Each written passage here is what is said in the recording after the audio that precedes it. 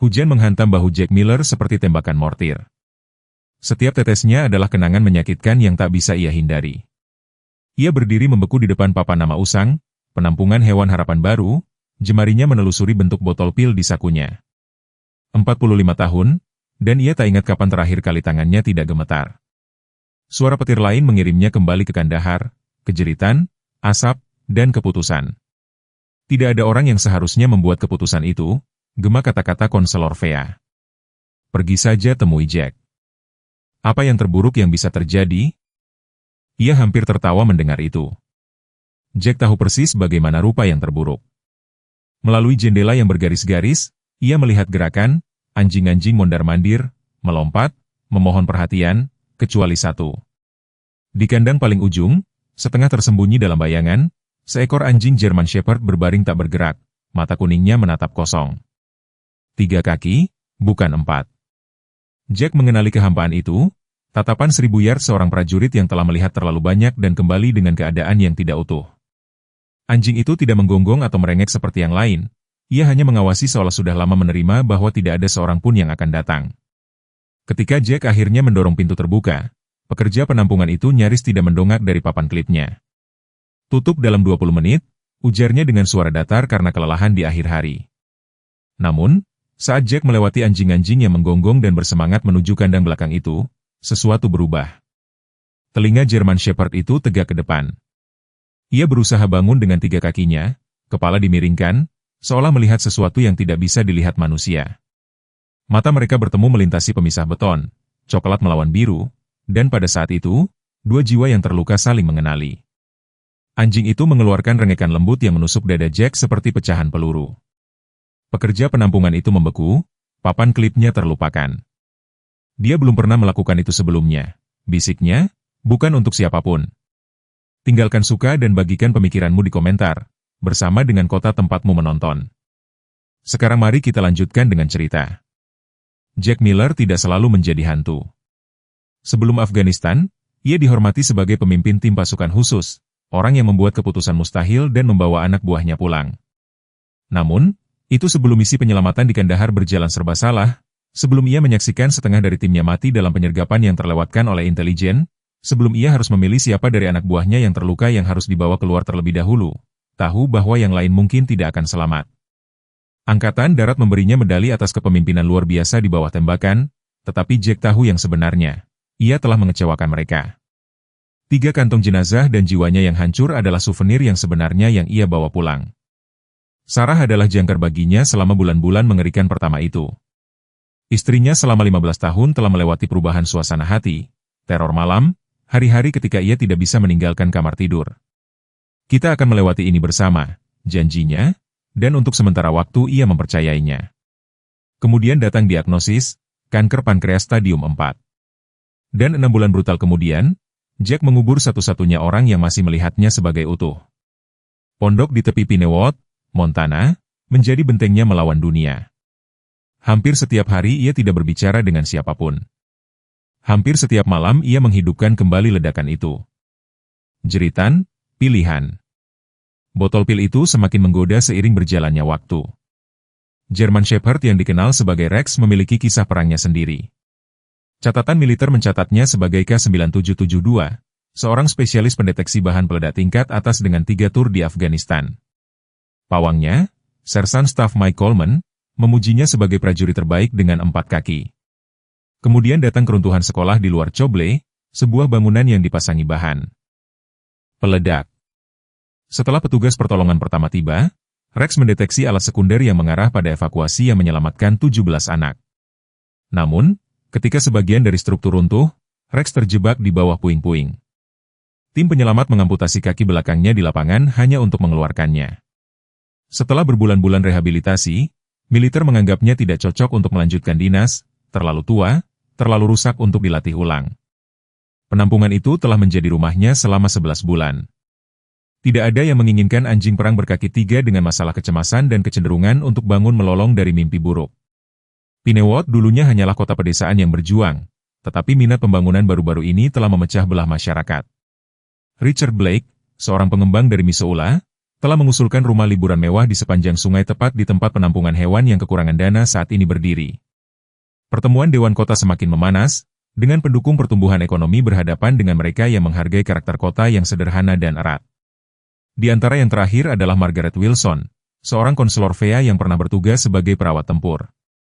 Ia telah mendorong Jack selama berbulan-bulan untuk mencoba terapi hewan, bahkan ketika masa depan penampungan itu dipertaruhkan.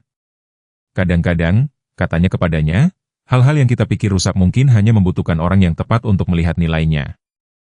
Jack, aku tidak bertanya sebagai konselormu lagi. Suara Margaret membawa nada yang langka selama sesi terakhir mereka. Ia mendorong pamflet melintasi mejanya.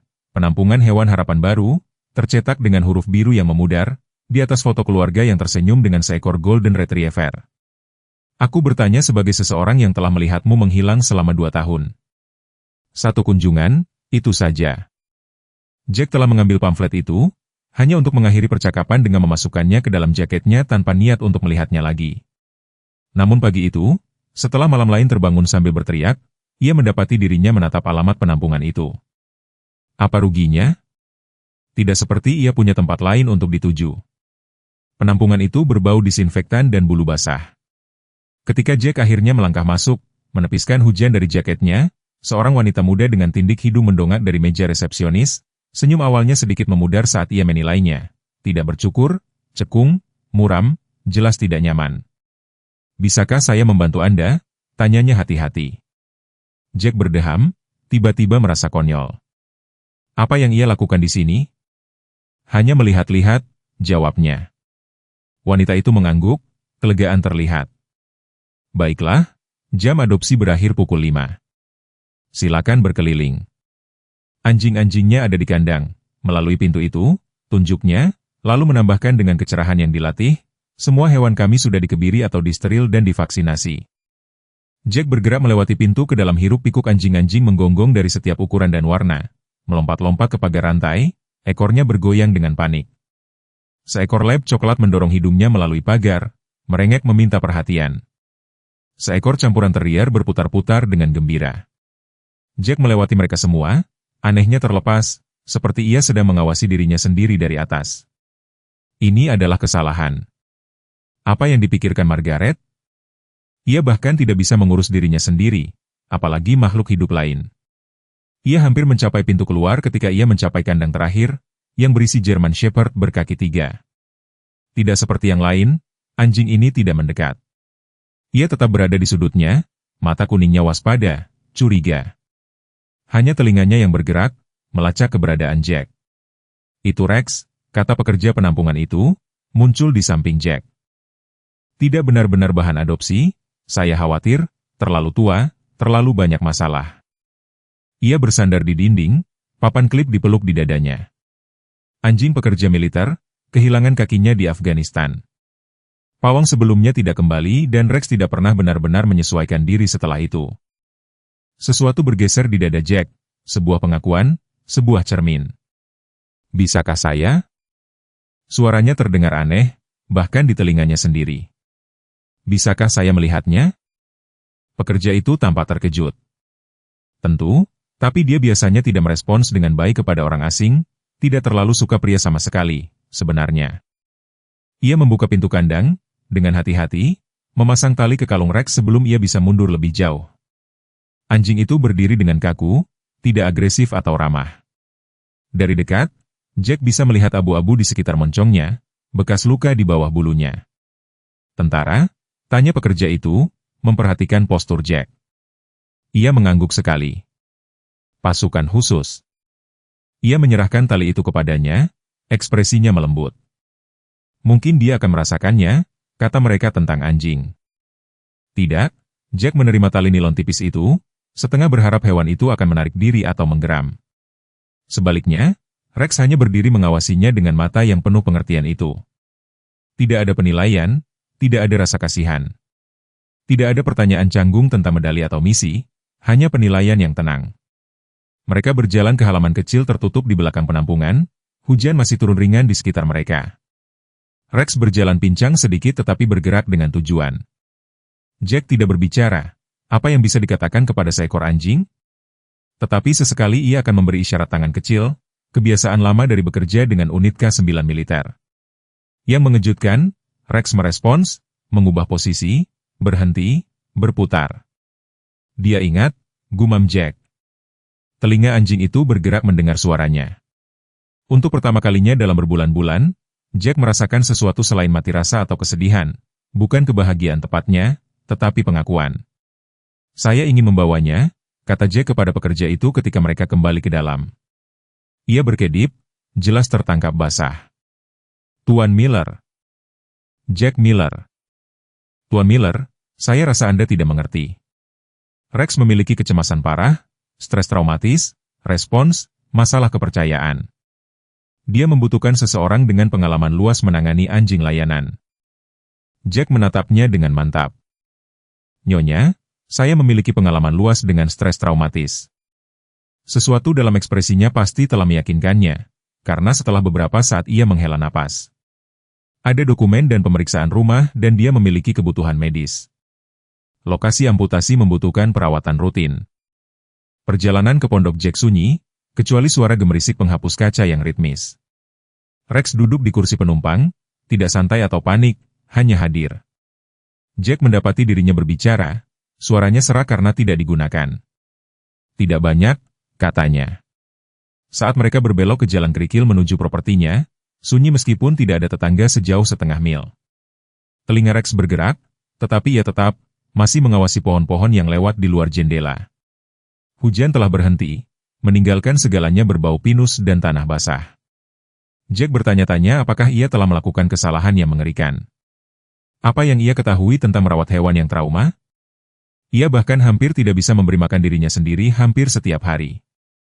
Pondok itu tampak melalui pepohonan, kecil, lapuk tetapi kokoh. Jack parkir dan membuka pintu penumpang. Ini dia, katanya, tidak yakin apakah ia berbicara kepada anjing itu atau dirinya sendiri. Rex turun dengan canggung, segera memindai sekelilingnya, kebiasaan seorang prajurit, memeriksa garis pandang, potensi ancaman. Jack mengenali perilaku itu karena ia melakukan hal yang sama setiap kali ia pulang. Ia membuka kunci pintu dan berdiri di samping. Setelah lama ragu-ragu, Rex berjalan pincang ke dalam, hidungnya bekerja, telinganya waspada.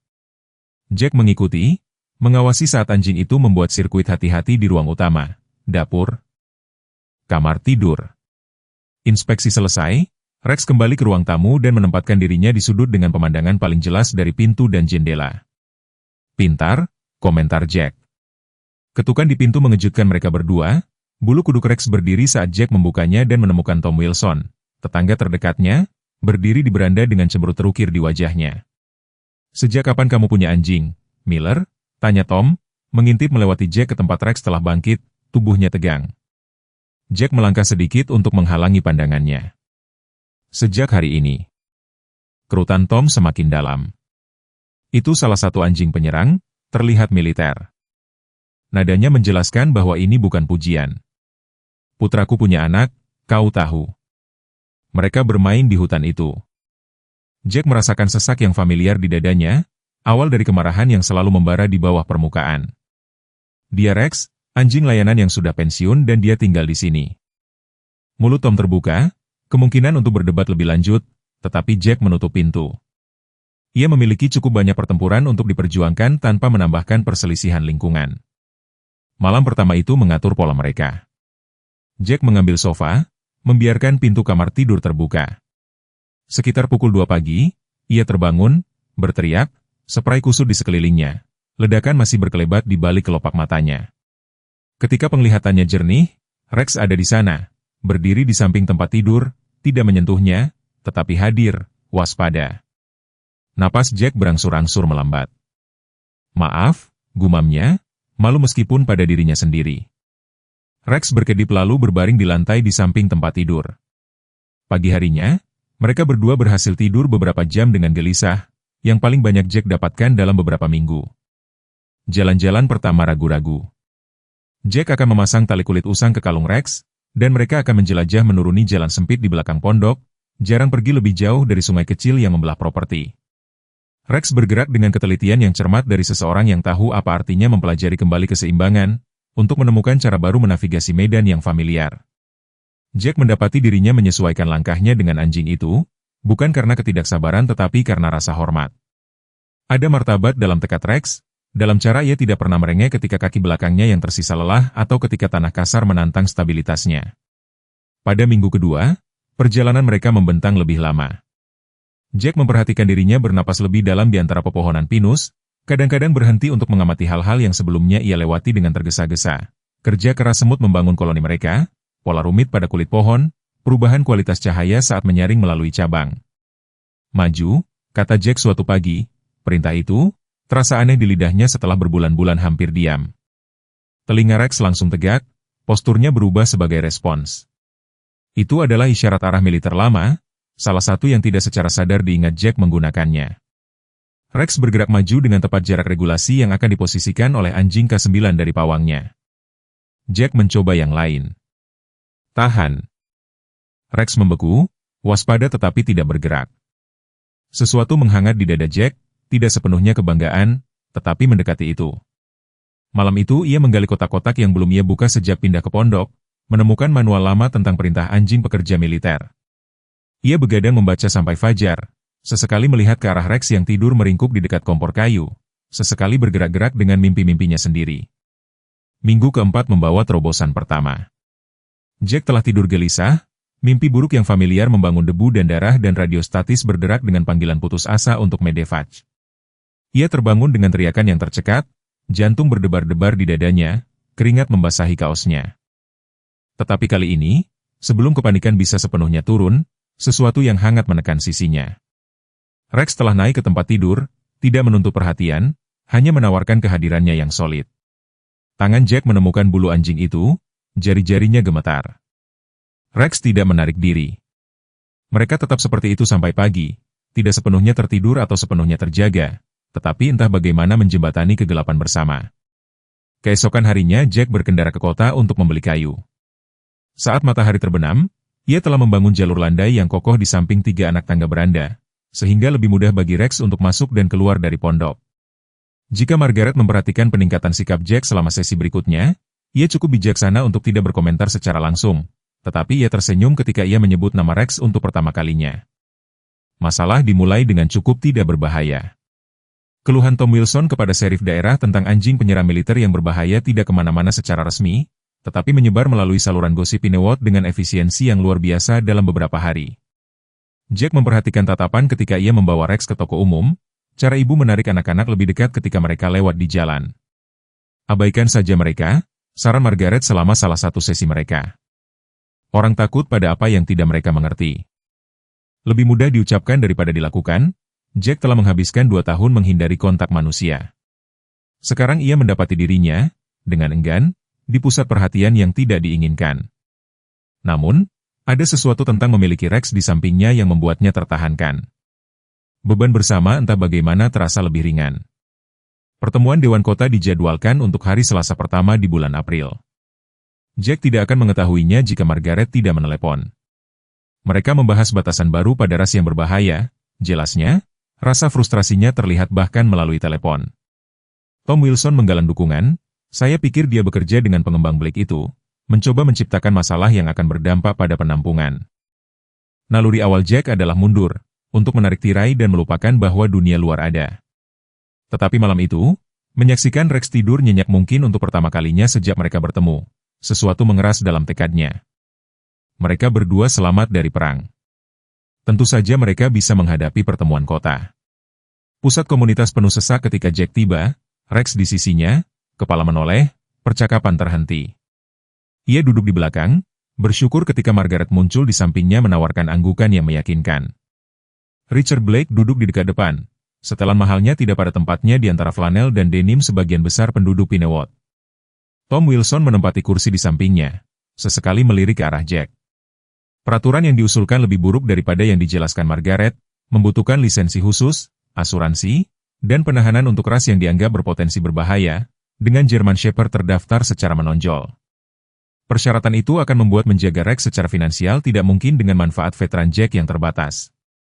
Ketika komentar publik dibuka, Tom berdiri pertama, menggambarkan keprihatinan tulusnya terhadap keselamatan masyarakat dan sifat anjing militer yang tidak dapat diprediksi yang dilatih untuk menyerang. Jack tidak berencana untuk berbicara. Perhatian publik adalah di antara nerakanya pribadi. Tetapi sebelum ia sepenuhnya mendaftarkan keputusannya, ia berdiri. "Nama saya Jack Miller," ia memulai, suaranya lebih serak dari yang ia maksudkan. "Saya bertugas 3 tur di Afghanistan dengan pasukan khusus." Ruangan itu menjadi lebih sunyi. Anjing di samping saya adalah Rex. Ia bertugas juga, kehilangan kakinya menyelamatkan anak-anak dari pengeboman. Jack berhenti, berjuang melawan sesak di tenggorokannya. Ia bukan senjata. Ia seorang veteran. Yang mengejutkan, Rex bersandar pada kakinya, tekanan hangat membumikannya saat ia melanjutkan. "Mungkin, alih-alih takut pada apa yang telah kami lalui, Anda mungkin mempertimbangkan apa yang masih kami tawarkan." Ketika ia selesai, keheningan memiliki kualitas yang berbeda. Margaret adalah yang pertama yang bertepuk tangan, diikuti secara bertahap oleh orang lain. Dewan menunda peraturan itu untuk studi lebih lanjut. Ekspresi Blake tetap tanpa ekspresi, tetapi matanya melacak Jack dan Rex saat mereka pergi. Konfrontasi di pertemuan kota mengubah sesuatu dalam rutinitas harian mereka. Jack mulai membawa Rex ke toko perangkat keras di mana Joe Emerson tua, seorang veteran Vietnam, menawarinya pekerjaan paruh waktu menata rak. "Tidak keberatan memiliki veteran lain di sekitar," kata Joe dengan kasar. Anjing juga diterima. Rex beradaptasi dengan cepat, belajar menavigasi lorong-lorong sempit tanpa mengganggu barang dagangan. Pelanggan secara bertahap beralih dari kekhawatiran ke rasa ingin tahu, ke penerimaan. Beberapa bahkan membawa hadiah khusus untuk Rex, yang menerimanya dengan menahan diri yang bermartabat. Jack mendapati dirinya menjawab pertanyaan, menjelaskan tentang unit ke-9, kadang-kadang bahkan berbagi cerita yang disanitasi dari penempatannya. Kata-kata datang lebih mudah dengan Rex di sisinya, seolah kehadiran anjing itu entah bagaimana menahan intensitas interaksi manusia. Selama minggu-minggu peningkatan inilah Jack membuat penemuan. Rex telah mengembangkan titik panas di bahunya, sepeta kulit yang teriritasi yang membutuhkan pembersihan. Jack telah mengisi bak mandi dengan beberapa inci air hangat, berbicara dengan suara rendah dan mantap yang telah ia pelajari. Rex merespons, "Tenang, mudah sekarang, hanya akan dibersihkan." Saat ia menggosokkan sampo obat ke bulu Rex, jari-jarinya menemukan sesuatu yang metalik. Di bawah bulu tebal di sekitar leher anjing itu, dengan lembut membelah rambut, Jack menemukan satu set tag identifikasi militer pada rantai yang rusak, tertanam begitu dalam sehingga hampir diserap oleh kulit. Rex tetap diam saat Jack dengan hati-hati membebaskan mereka, hanya merengek lembut saat kulit mentah itu terpapar. Kemudian, setelah membalut area itu, Jack memeriksa cakram logam yang ternoda di bawah lampu dapur. Informasi yang dicap ke dalamnya menghantamnya seperti pukulan fisik. Coleman, Michael, J diikuti oleh nomor layanan, golongan darah dan penunjukan unit. Jack merosot ke kursi, tag itu dingin di telapak tangannya. Sersan Staf Michael Coleman, Mike. Kenangan menabrak dinding yang dibangun dengan hati-hati di benak Jack, tawa mudah Mike selama penempatan bersama mereka, tangannya yang mantap selama baku tembak, surat yang telah ditulis Jack kepada orang tua Mike yang menjelaskan bagaimana putra mereka meninggal menyelamatkan 3 warga sipil yang terluka, dan selalu di sisi Mike, seekor anjing German Shepherd dengan mata terfokus dan keberanian yang tak tergoyahkan. "Apa?" Mike memanggilnya Regie di saat-saat santai, tetapi secara resmi terdaftar sebagai Rex, Rex yang sama yang sekarang mengawasi Jack dari seberang dapur, kepala dimiringkan dengan cara penuh perhatian yang menunjukkan bahwa ia merasakan badai emosi yang membara. "Kamu adalah miliknya," bisik Jack. Telinga Rex tegak ke depan mendengar perubahan nada suaranya. Dengan tangan gemetar, Jack meraih teleponnya, menghubungi nomor Margaret. "Saya perlu melihat file lengkap Rex dari militer," katanya ketika ia menjawab. "Ada sesuatu." Ia berjuang untuk menemukan kata-kata untuk kekacauan emosi di dadanya. "Saya pikir saya mengenalnya sebelumnya." Keheningan Margaret menunjukkan bahwa ia memahami besarnya apa yang ia minta. Catatan anjing pekerja militer tidak mudah diakses, terutama sejarah penempatan mereka. "Saya akan melihat apa yang bisa saya lakukan," jawabnya akhirnya. Setelah menutup telepon, Jack berlutut di samping Rex, mengulurkan tag agar anjing itu bisa menciumnya. "Apakah itu kamu, dengan Mike dan Kandahar?" Rex tidak menjawab, tidak bisa menjawab, tetapi ia menekan moncongnya ke tangan Jack dalam gerakan yang terasa seperti pengakuan. Malam itu, Jack bermimpi bukan tentang ledakan tetapi tentang pangkalan operasi maju yang berdebu, tentang Mike Coleman memamerkan keterampilan deteksi rekannya K9, tentang Rex yang lebih muda berlomba melintasi lapangan pelatihan dengan ketelitian yang menyenangkan. Ia bangun dengan air mata di wajahnya. Untuk pertama kalinya sejak pemakaman Sarah. Rex berbaring di samping tempat tidur mengawasinya dengan mata yang penuh pengertian itu. Dia akan senang itu kamu, kata Jack kepadanya, meraih ke bawah untuk menyentuh moncong yang beruban itu, bahwa kita saling menemukan. Alam semesta, tampaknya, memiliki rasa simetri yang aneh, mengembalikan kepada Jack koneksi hidup dengan teman yang tidak bisa ia selamatkan, dan kepada Rex hubungan dengan pawang yang telah ia hilangkan. Pengakuan itu menciptakan dimensi baru bagi ikatan mereka, yang dibangun bukan hanya di atas kehancuran bersama tetapi di atas masa lalu bersama yang belum sepenuhnya diingat keduanya sampai sekarang. Embun beku pertama musim gugur mengecat tanah menjadi putih. Saat Jack memalu papan terakhir pada tempatnya, ia mundur untuk mensurvei pekerjaannya. Jalur rintangan sederhana yang dibangun dari kayu, ban bekas, dan pipa drainase daur ulang. Tidak ada yang mewah, tidak ada yang akan membebani kemampuan berkaki tiga Rex, tetapi cukup menantang untuk melibatkan pelatihannya. Jack telah menghabiskan malam membuat sketsa tata letak, memodifikasi kursus K9 standar untuk mengakomodasi disabilitas Rex. Bagaimana menurutmu? Tanyanya, menoleh ke tempat Rex duduk, mengawasi dengan minat yang waspada. Ekor German Shepherd itu menyapu tanah sekali. Bukan kegembiraan atau penolakan, hanya pengakuan. Jack tersenyum sedikit. Mari kita coba. Lari pertama canggung. Rex ragu-ragu di terowongan rendah, mundur dari jalan setapak yang sempit. Jack tidak mendorong, tidak meninggikan suaranya. Sebaliknya, ia menunjukkan merangkak melalui terowongan sendiri, merasa konyol tetapi bertekad. Rex mengawasi, kepala dimiringkan, dengan cara ingin tahu yang menunjukkan bahwa ia sedang memproses, mengevaluasi. Ketika Jack mencoba lagi, membimbing Rex dengan perintah yang telah ia teliti, anjing itu mengikuti dengan ragu-ragu. Pada upaya ketiga, sesuatu bergeser. Postur Rex berubah, memori otot terbangun saat pelatihan mengesampingkan keraguan. Anak baik, gumam Jack ketika Rex menavigasi seluruh kursus. Pujian itu terasa tidak memadai untuk tekad yang telah ia saksikan. Pelatihan harian menjadi ritual mereka. Jack secara bertahap memperkenalkan kembali kosakata lengkap perintah K9, pola pencarian, posisi siaga, bahkan beberapa urutan deteksi lanjutan.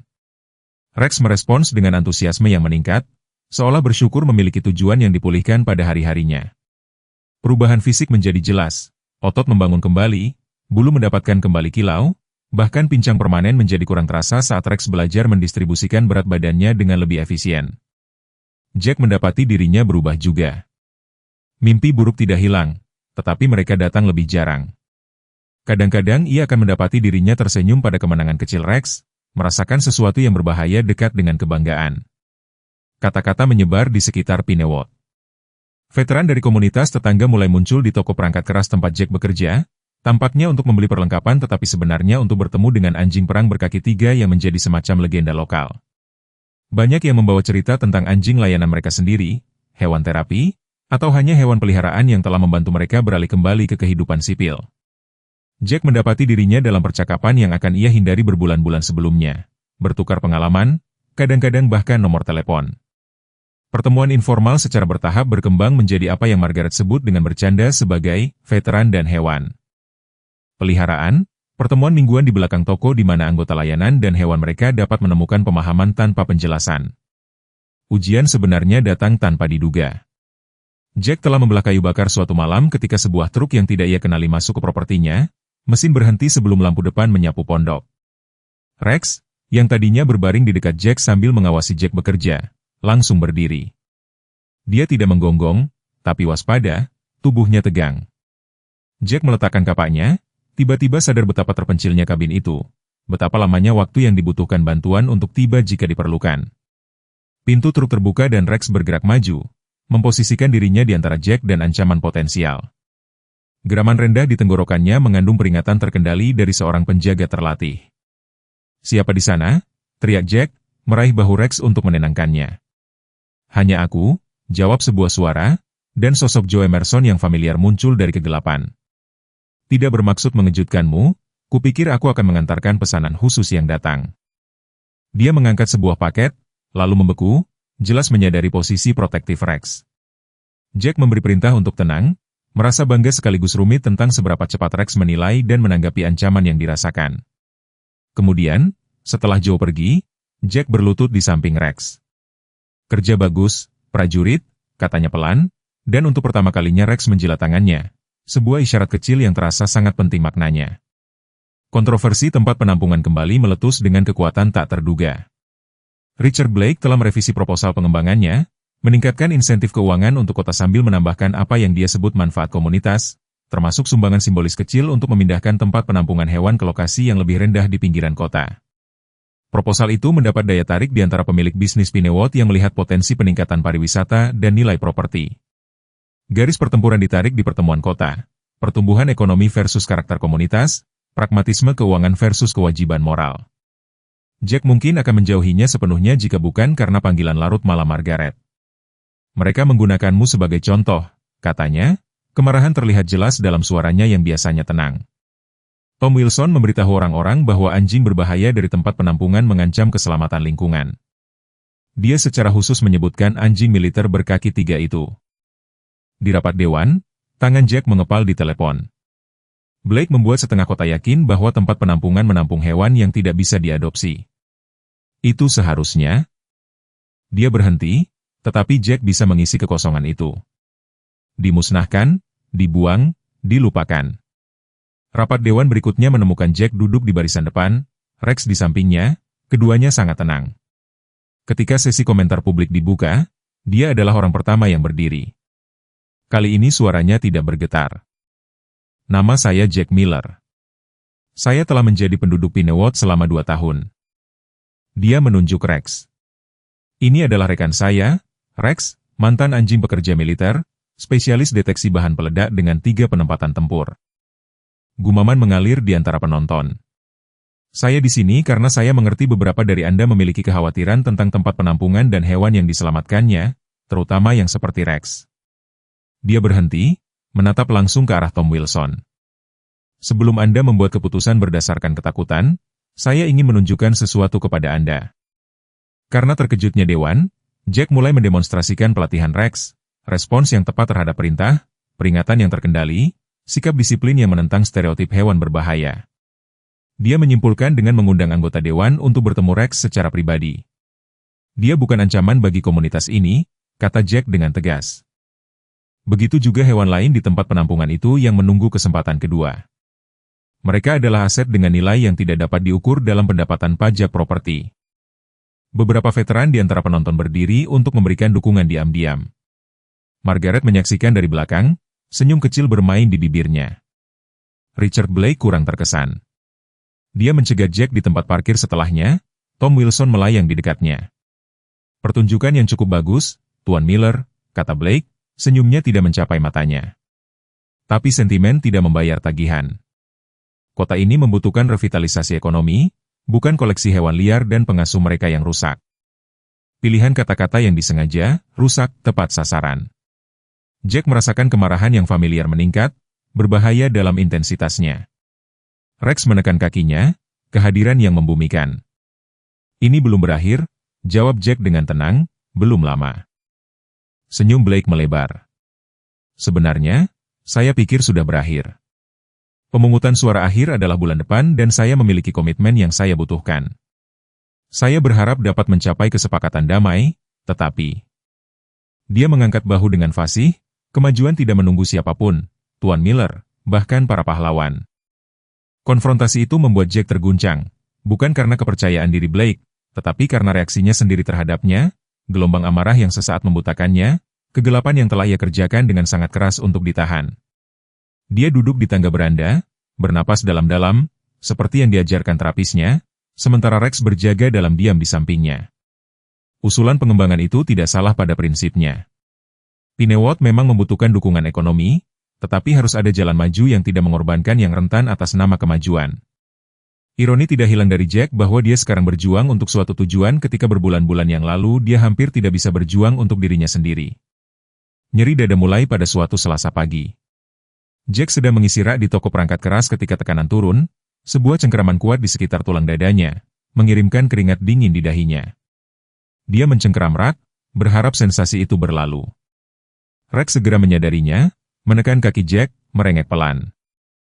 Aku baik-baik saja, nak, gumam Jack, tetapi agitasi anjing itu hanya meningkat. Joe menemukan mereka seperti itu, Rex praktis menggiring Jack menuju pintu. "Kau tampak seperti neraka, Miller," kata Joe belak-belakan. Rex juga berpikir begitu. "Pulanglah, temui dokter." Jack mencoba memprotes, tetapi gelombang rasa sakit lain membungkam protesnya. Diagnosis klinik lebih baik dan lebih buruk dari yang diharapkan. Bukan serangan jantung, tetapi tanda-tanda peringatan stres jantung yang signifikan. "Dokter," seorang wanita praktis berusia 50-an, tidak mempermanis penilaiannya. "Tubuhmu telah berada dalam mode lawan atau lari selama bertahun-tahun, Tuan Miller. Tuntutan fisik pertempuran, kemudian beban emosional PTSD. Jantungmu yang membayar harganya." Dia meresepkan obat, merekomendasikan teknik pengurangan stres, dan dengan enggan mengizinkan Rex untuk tetap tinggal selama pemeriksaan, ketika menjadi jelas bahwa ketidakhadiran anjing itu meningkatkan kecemasan Jack. "Ikatan yang cukup kuat," katanya, mengamati perhatian Rex yang cermat kepada Jack. "Dia lebih dari sekadar hewan peliharaan bagimu." Jack mengangguk, sambil mengelus telinga Rex. "Dia menyelamatkanku," katanya sederhana. Pengakuan itu mengejutkannya, bukan kebenarannya, tetapi kesediaannya untuk mengucapkannya dengan keras. Dokter kemudian tersenyum. "Biarkan dia terus melakukan itu dengan menjaga dirimu sendiri. Veteran seusiamu dengan PTSD yang tidak diobati memiliki tingkat penyakit jantung yang jauh lebih tinggi. Buat janji dengan ahli jantung dan anggap resep ini tidak dapat dinegosiasikan seperti perintah militer." Realitas keuangan memukul keras setelah tagihan medis tiba. Tunjangan veteran Jack menutupi beberapa biaya, tetapi perawatan jantung khusus, obat-obatan, dan janji tindak lanjut menciptakan beban yang meningkat bersamaan. Dengan itu, Rex mengalami infeksi di lokasi amputasinya, membutuhkan antibiotik dan perawatan khusus. Duduk di meja dapurnya dikelilingi oleh tagihan, Jack menghadapi pilihan pahit. Memotong obatnya sendiri bukanlah pilihan.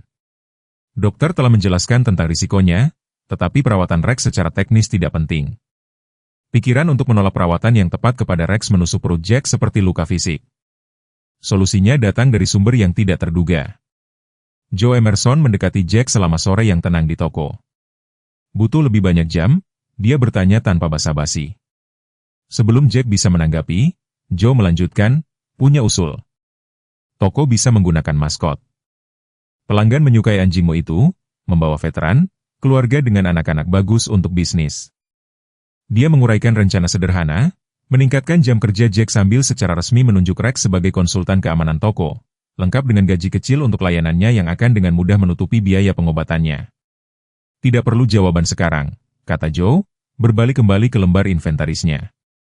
"Pikirkan saja." Jack mengakui tawaran itu apa adanya, bukan amal, tetapi rasa hormat yang dibungkus dengan bahasa bisnis praktis. Untuk menjaga harga dirinya, transisi Rex menjadi maskot toko resmi berjalan mulus. Joe menyediakan bantal tua yang menjadi tempat yang ditentukan Rex di dekat kasir. Anak-anak meminta untuk membelainya, yang ditoleransi Rex dengan kesabaran stoik. Veteran secara khusus mencarinya, beberapa melakukan perjalanan yang cukup jauh, setelah mendengar tentang anjing militer berkaki 3 yang menyapa pelanggan dengan martabat yang tenang. Jack membuat tanda kecil yang menjelaskan latar belakang layanan Rex dan kaki yang hilang, sebagian untuk memuaskan rasa ingin tahu tetapi juga untuk mendidik. Dia mengajari mereka, kata Margaret selama salah satu kunjungannya ke toko, tentang ketahanan, tentang nilai yang tetap ada setelah kehilangan. Jack tidak pernah mempertimbangkannya seperti itu, tetapi menyaksikan seorang anak laki-laki dengan lengan prostetik dengan sungguh-sungguh memberitahu Rex bahwa mereka sama, dia mengerti apa yang dia maksud. Hebatnya, persepsi masyarakat mulai bergeser. Orang-orang yang pernah menyeberang jalan untuk menghindari Rex sekarang menyapanya dengan nama. Tom Wilson tetap bermusuhan, tetapi keluhannya menemukan audiens yang kurang simpatik. Bahkan beberapa pendukung terkuat Blake tampak kurang yakin tentang penghancuran yang direncanakan di tempat penampungan. "Kau mengubah pikiran," kata Margaret kepada Jack. "Kalian berdua." Jack tidak yakin itu cukup. Daya ungkit keuangan Blake tetap kuat, pemungutan suara dewan akhir semakin dekat, tetapi sesuatu telah terbangun dalam dirinya yang dia pikir sudah lama mati. Harapan, keras kepala dan tak terduga, seperti tunas hijau pertama setelah kebakaran hutan.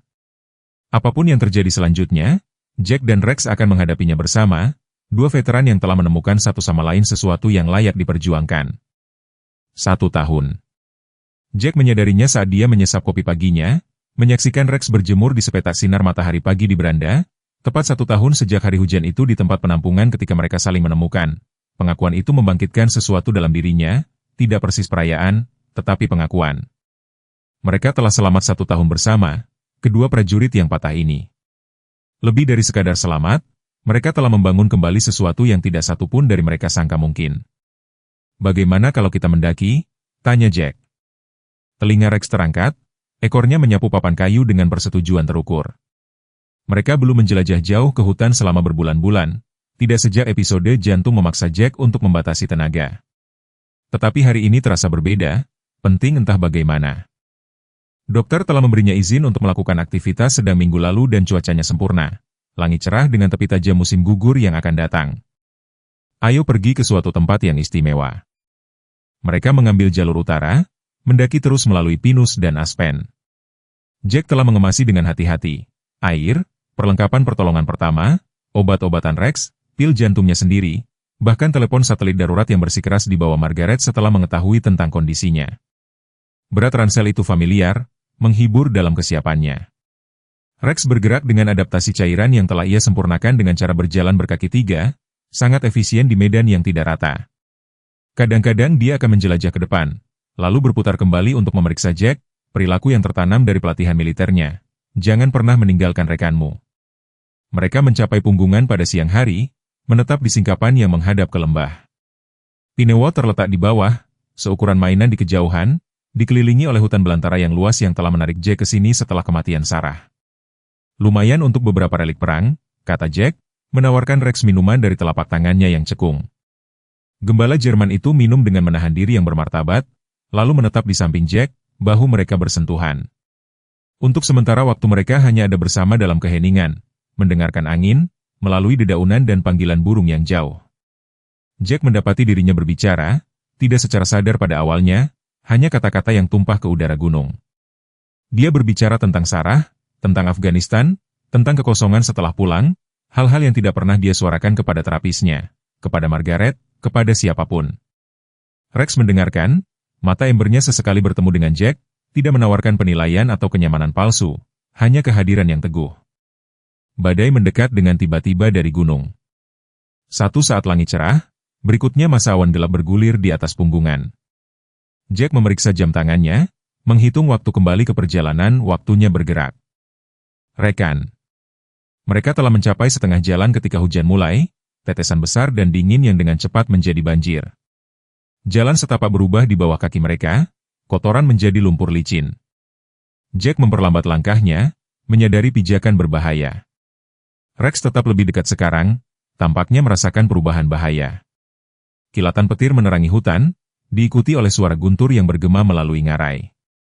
Rex tersentak tetapi tetap pada posisinya. Mudah, gumam Jack, sama seperti untuk dirinya sendiri seperti untuk Rex.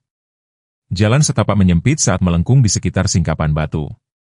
Jack menghindari tepi, satu tangan menstabilkan dirinya pada batu. Saat-saat berikutnya terungkap dengan kejelasan mimpi buruk, bagian jalan setapak di bawah kakinya menyerah, ketiadaan tiba-tiba dari tanah padat, tubuhnya terlempar ke depan ke ruang kosong. Dia mendengar Rex menggonggong sekali, tajam dan khawatir, sebelum benturan mengeluarkan udara dari paru-parunya, tabrakan yang mengguncang tulang dengan lereng di bawah. Kemudian gerakan, tak terkendali dan mengumpulkan kecepatan, tubuhnya jatuh menuruni gunung melalui semak dan batu. Dampak akhir, lebih parah dari yang lain, menghentikan penurunannya. Rasa sakit meledak putih, panas di kakinya, tulang rusuknya di atas hampir tidak terlihat melalui hujan. Rex berdiri di tepi tempat jalan setapak itu runtuh, menggonggong dengan panik. Jack mencoba berdiri, berteriak saat beban menimpa kaki kanannya. Sudutnya salah, sangat salah, patah. Kemudian dia membuat katalog cedera dengan presisi yang terpisah. Patah tulang kaki yang pasti, kemungkinan patah tulang rusuk, banyak luka. Hujan terus-menerus, menempelkan pakaiannya ke kulitnya, mencuci darah dari luka dan pita pucat. Ranselnya tetap bersamanya selama jatuh, tetapi meraihnya mengirimkan gelombang rasa sakit baru melalui tubuhnya. Telepon satelit, ketika dia akhirnya mengeluarkannya, menunjukkan layar yang retak, mati, sempurna. Jack menatap Rex, masih berdiri di sentinel di jalan setapak di atas. Cukup berantakan yang telah kubuat untuk kita, panggilnya, suaranya tegang. Lereng di antara mereka curam tetapi dapat dilalui, Untuk hewan berkaki empat, Rex dengan anggota tubuhnya yang hilang, itu menghadirkan tantangan yang hampir tidak mungkin. Tetap di sana, teriak Jack di atas hujan, tetap di jalan setapak. Tetapi Rex sudah mulai turun, memilih jalannya ke bawah dengan kelambatan yang menyakitkan, menguji setiap langkah sebelum menyerahkan berat badannya beberapa kali. Dia terpeleset, pulih dengan perebutan putus asa yang mengirimkan pancuran batu lepas ke arah Jack. Ketika Rex akhirnya menghampirinya, anjing itu gemetar karena tenaga, napasnya berat. Dia menekan moncongnya ke leher Jack, momen singkat kelegaan sebelum pelatihannya menegaskan dirinya kembali. Rex mulai memeriksa Jack secara metodis, mencium darah, keringat, rasa sakit. Anak baik, bisik Jack, menjalankan tangannya di atas bulu Rex yang basah kuyup, tetapi kita punya masalah. Realitas situasi mereka menetap dengan dingin di perutnya. Mereka setidaknya berjarak 6 km dari kabin, dalam cuaca yang memburuk, tanpa komunikasi. Jack tidak bisa berjalan dan malam akan tiba dalam beberapa jam, membawa penurunan suhu yang berbahaya. Rex merengek pelan, merasakan kekhawatiran Jack. Melalui hujan, penglihatan kabur. Jack mempelajari sekeliling mereka. Mereka telah mendarat di rak kecil tanah yang relatif datar yang dibatasi oleh tetesan yang lebih curam di tiga sisi. Turun lebih jauh bukanlah pilihan. Naik kembali ke jalan setapak tampak sama tidak mungkinnya. Setidaknya dalam kondisinya, Jack membuat keputusannya. Meraba-raba di ranselnya, dia mengeluarkan peluit darurat dan pisau sakunya. Dengan gerakan menyakitkan dia memotong sepotong tali dari ransel, mengikatnya ke kerah Rex. Dengarkan baik-baik, katanya, memegangi wajah Rex di antara tangannya. Anjing itu diam, perhatian mutlak. Kau perlu pergi mencari bantuan, pulang, Rex. Dia mengulangi perintah itu, memasang peluit ke tali. Orang mungkin tidak mengerti apa yang coba dikomunikasikan Rex, tetapi mereka akan melihat seekor anjing dengan peluit dan semoga menyelidikinya. Pergi, kata Jack tegas, menunjuk ke arah kabin, carilah bantuan. Rex tidak bergerak, matanya tetap tertuju pada Jack, tubuhnya kaku, dengan kesetiaan yang menolak. Suara Jack mengeras menjadi nada memerintah yang jarang dia gunakan dengan Rex, pergi sekarang, carilah bantuan. Namun, Rex ragu-ragu. Jack merasakan keputusasaan muncul, badai semakin buruk, suhu turun. Jika Rex tetap tinggal, mereka berdua mungkin mati di sisi gunung ini. Jack mengumpulkan sisa kekuatannya, memaksakan baja ke dalam suaranya. Rex, misi, pergi. Terminologi perintah militer akhirnya menembus telinga Rex, meratakan posturnya, beralih dari pendamping menjadi prajurit. Dia menatap Jack untuk terakhir kalinya, tatapan yang begitu manusiawi dalam keengganannya sehingga Jack harus membuang muka. Kemudian Rex berbalik, memulai pendakian sulit kembali ke jalan setapak. Jack mengawasi sampai Rex menghilang di atas punggungan, diikuti oleh hujan dan kegelapan yang berkumpul. Kembalilah dengan seorang teman tentara, gumamnya, lalu bersiap untuk urusan bertahan hidup yang suram. Dia membangun tempat perlindungan yang belum sempurna menggunakan ransel dan cabang yang patah, mencoba menciptakan beberapa penghalang terhadap hujan yang tak henti-hentinya. Rasa sakit di kakinya telah menetap menjadi denyutan yang terus-menerus, kadang-kadang melonjak ketika dia bergerak dengan hati-hati. Yang lebih buruk adalah hawa dingin yang merayap, peringatan pertama hipotermia yang dia kenali dari pelatihan bertahan hidup.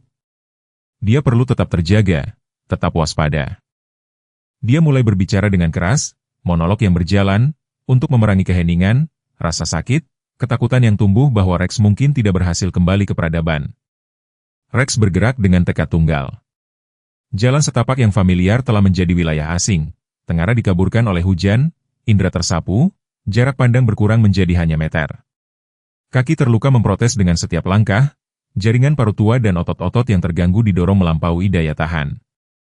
2 kali dia jatuh, merangkak kembali ke kakinya melalui kemauan belaka. Hutan tumbuh lebih gelap saat malam mendekat, bayangan semakin dalam di antara pepohonan. Rex bernavigasi dengan naluri, sekarang kompas internal, berorientasi ke rumah, menuju bantuan untuk pawangnya, peluit di kerahnya memantul di dadanya, pengingat konstan akan misinya. Penurunan ke lembah membutuhkan pilihan yang menyakitkan. Jalan setapak utama, berliku dan berganti-ganti, akan memakan waktu terlalu lama. Rex mengalihkan perhatian ke jalan setapak permainan yang lebih curam, mengorbankan keselamatan untuk kecepatan. Napasnya menjadi berat, kaki belakangnya yang tersisa gemetar karena kelelahan. Namun, dia terus maju, berhenti hanya ketika benar-benar diperlukan untuk mengatur napas atau mengorientasi ulang. Malam telah tiba sepenuhnya ketika dia mencapai wilayah yang familiar, sungai yang menandai perbatasan properti Jack. Rex berhenti sebentar di tepi air, minum dalam-dalam, sebelum mendorong menuju lampu yang terlihat melalui pepohonan. Tom Wilson sedang mengunci bengkelnya ketika dia mendengarnya. Suara siulan yang aneh, tidak konsisten, terbawa angin. Dia mengintip ke dalam kegelapan, tangannya masih digembok, di sana lagi disertai dengan suara sesuatu yang bergerak melalui semak belukar. Tom meraih senter yang disimpan di dekat pintu, menyapukan sinarnya ke halamannya. Cahaya menangkap mata reflektif kemudian mengungkapkan gembala Jerman yang tertutup lumpur dan kelelahan berdiri di tepi propertinya. Apa-apaan? Gumam Tom, mengenali anjing Jack Miller. Terlepas dari keadaannya yang lusuh, hewan itu sendirian, peluit terpasang di kerahnya dan jelas dalam kesulitan. Pergi, keluar dari sini, panggil Tom, melambaikan tangannya dengan acuh tak acuh. Rex tidak mundur, sebaliknya dia melangkah maju, menggonggong sekali suara yang jelas dan bertujuan, tidak seperti agresi yang diharapkan Tom. Anjing itu berbalik, bergerak beberapa langkah menuju hutan, lalu melihat ke belakang, menggonggong lagi. Perilaku itu memicu ingatan yang jauh, sebuah film yang pernah ditonton Tom bertahun-tahun yang lalu. Seekor Collie mencoba memimpin orang-orang ke seorang anak yang jatuh. Kau pasti bercanda, katanya, tetapi perasaan yang tidak nyaman telah berakar. Miller adalah penyendiri, tetapi dia bukan tipe orang yang membiarkan anjingnya berkeliaran bebas, terutama dalam cuaca ini. Dan peluit itu. Tom menghela napas berat, kembali ke bengkelnya untuk mantel hujan dan senter yang lebih baik. Ini lebih baik bukan tipuan, katanya kepada Rex, yang sudah bergerak menuju hutan, melihat ke belakang untuk memastikan Tom mengikuti. Pencarian itu membuat marah. Rex memimpin dengan percaya diri pada awalnya, mengikuti aroma atau naluri apapun yang membimbingnya. Tetapi ketika mereka mendaki lebih tinggi ke pegunungan, anjing itu mulai ragu-ragu, berbalik arah, tampaknya bingung dengan labirin jalan setapak permainan kecil. Hujan untungnya melambat menjadi gerimis, tetapi kegelapan membuat kemajuan berbahaya. Tom memeriksa jam tangannya hampir 2 jam sejak mereka berangkat. Ini gila, gumamnya.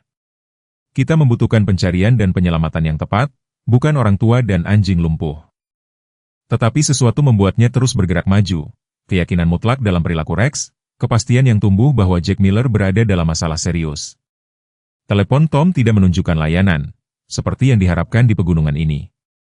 Dia sedang mempertimbangkan untuk berbalik untuk meminta bantuan profesional ketika Rex tiba-tiba menegang, kepalanya terangkat.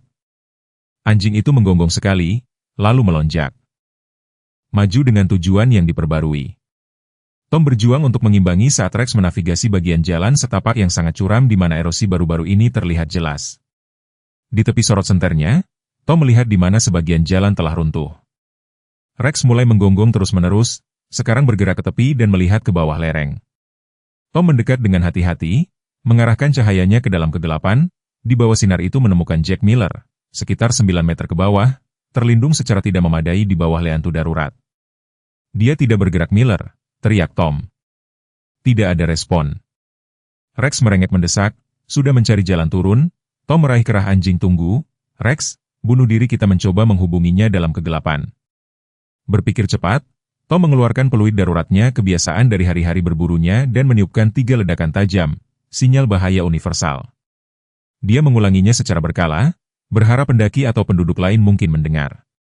Di antara sinyal, dia memanggil nama Jack, suaranya bergema di seluruh ngarai. Pada seri peluit ketiga, Tom melihat gerakan di bawah lengan Jack, terangkat, melambai lemah untuk menunjukkan kesadaran, kelegaan membanjiri Tom, segera diikuti oleh kekhawatiran yang diperbarui. Mereka masih menghadapi tantangan besar ekstraksi, Jack jelas tidak bisa memanjat dan Tom tidak bisa turun dengan aman dalam kondisi saat ini. Bertahanlah, Miller, teriaknya, bantuan akan datang. Apakah itu kebenaran atau harapan masih harus dilihat? Tom meraba-raba di sakunya menghasilkan selimut foil darurat kebiasaan pemburu lainnya. Dia menimbangnya dengan batu dan dengan hati-hati menurunkannya ke bawah lereng menggunakan seutas paracort dari mantelnya. Itu tidak banyak, tetapi itu mungkin membantu Jack mempertahankan panas tubuh sampai penyelamatan yang tepat tiba. Beratnya tampak kekal. Tom bergantian antara ledakan peluit, teriakan penyemangat kepada Jack dan panggilan ke istrinya sendiri melalui perangkat teks satelit yang dibawanya saat berburu. Rex tidak pernah meninggalkan tepi. Matanya tertuju pada pawangnya di bawah, kadang-kadang mengeluarkan rengekan rendah yang menusuk Tom lebih efektif daripada jeritan manusia manapun. Ketika suara rotor helikopter yang jauh akhirnya mencapai mereka, Tom hampir menangis lega. Tim pencarian dan penyelamatan, yang diperingatkan oleh istri Tom, tiba dengan efisiensi profesional, tali, peralatan medis, protokol evakuasi. Saat mereka bersiap untuk turun ke Jack, pemimpin tim bertanya bagaimana Tom menemukannya di medan terpencil seperti itu, dalam kegelapan, dalam badai. Tom menatap Rex yang berdiri gemetar karena kelelahan tetapi masih waspada. "Saya punya bantuan," katanya, "hanya jenis yang terbaik." Ketika teknisi penyelamat mengamankan Jack ke tandu untuk evakuasi, Tom mendapati dirinya berdiri di samping Rex. Keduanya menyaksikan prosedur yang cermat dengan ekspresi perhatian yang identik. Tanpa sadar, Tom meletakkan tangannya di kepala anjing itu. "Kau melakukannya dengan baik," katanya dengan enggan, "sangat baik." Rex sedikit bersandar ke sentuhan. Pertama kalinya dia mengakui Tom sebagai apapun selain ancaman. Pada saat helikopter lepas landas, dengan Jack diamankan di dalam, sesuatu yang mendasar telah bergeser antara manusia dan anjing. Rasa hormat yang enggan lahir dalam krisis, benang pemahaman pertama yang rapuh. Jack hanyut melalui lapisan kesadaran, fragmen realitas yang diselingi dengan mimpi, dinding putih, mesin yang berbunyi bip, suara yang membahas, patah tulang majemuk dan memar paru-paru, kemudian kegelapan lagi, dan dalam kegelapan, kenangan, Afghanistan, Sarah, Rex, selalu Rex. Ketika kejernihan akhirnya menetap di sekelilingnya, seperti kabut pagi yang terangkat, dia mendapati dirinya berada di kamar rumah sakit. Kaki kanannya terbungkus penopang yang rumit, tabung dan kabel menghubungkannya ke serangkaian peralatan pemantau. Seorang perawat memperhatikan matanya yang terbuka, mendekat dengan keceriaan profesional. "Selamat datang kembali, Tuan Miller. Anda sudah bersama kami selama 3 hari sekarang 3 hari. Jack mencoba berbicara, tapi tenggorokannya terasa sakit karena selang pernapasan yang sepertinya baru saja dilepas. Perawat menawari es batu dan menjelaskan tingkat keparahannya.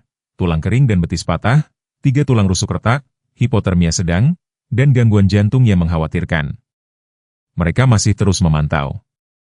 "Anda sangat beruntung," tambahnya, "beberapa jam lagi di gunung itu, dalam kondisi seperti itu." Kalimatnya menggantung, kesimpulannya sudah jelas. Jack berhasil mengucapkan satu kata, suaranya serak berbisik, "Rex." Staf tidak punya jawaban tentang anjingnya, yang menurut Jack absurd sekaligus menyedihkan.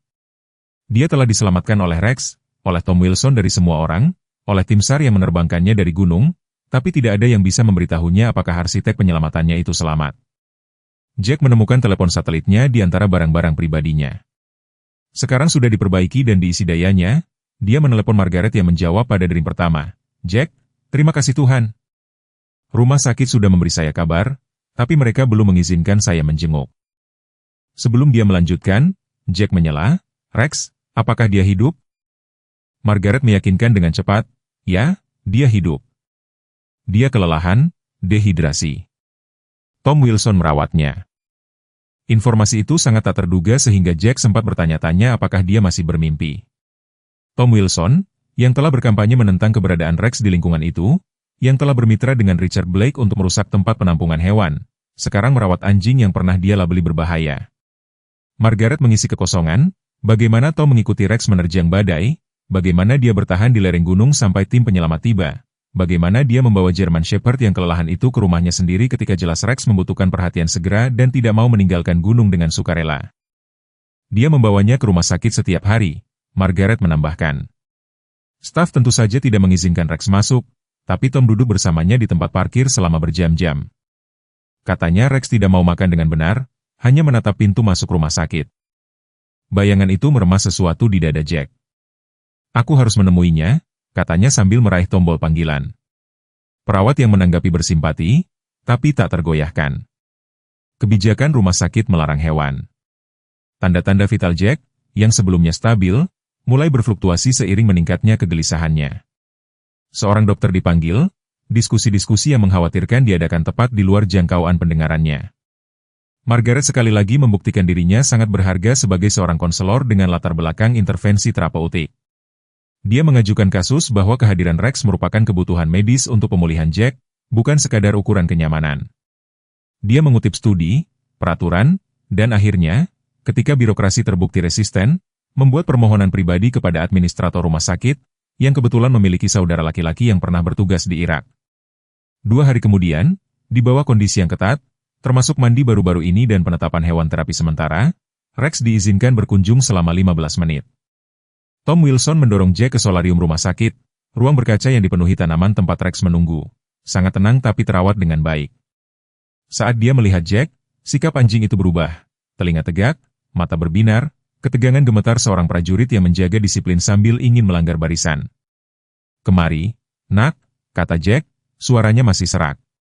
Rex bergerak maju dengan hati-hati, memperhatikan luka-luka Jack, dan meletakkan kepalanya dengan ringan di pangkuan Jack. Tangan Jack menemukan bulu yang sudah dikenalnya, jari-jarinya sedikit gemetar, sesuatu yang menegang di dadanya, mereda untuk pertama kalinya sejak bangun. Tom menyaksikan reuni itu dengan ekspresi yang tidak bisa Jack pahami, sesuatu antara rasa hormat yang enggan dan pemahaman yang lebih dalam. "Dia tidak akan meninggalkan gunung itu tanpamu," kata Tom tiba-tiba.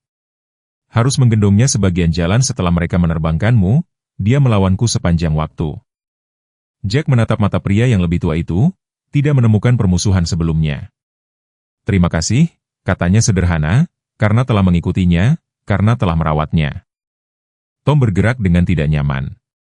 "Yah, aku tidak mungkin meninggalkannya di sana, dan istriku selalu menyukai anjing. Ngomong-ngomong," dia berdeham, "dia bisa tinggal bersama kami sampai kau bisa berdiri lagi. Ada tempat yang bagus di garasi, dipanaskan, nyaman." Tawaran itu, kasar tapi tulus, mungkin merupakan perkembangan paling mengejutkan dalam seminggu yang penuh dengan tikungan tak terduga. Media menemukan cerita itu pada hari ke-6 Jack dirawat di rumah sakit. Seorang reporter lokal telah mendengar petugas tanggap darurat mendiskusikan anjing militer berkaki 3 yang telah menavigasi bermil-mil hutan belantara dalam badai untuk menyelamatkan pemiliknya. Potongan minat manusia awal di Pinewood Gazette memunculkan liputan yang lebih besar, televisi regional, kemudian outlet nasional mencari kisah veteran yang membangkitkan semangat.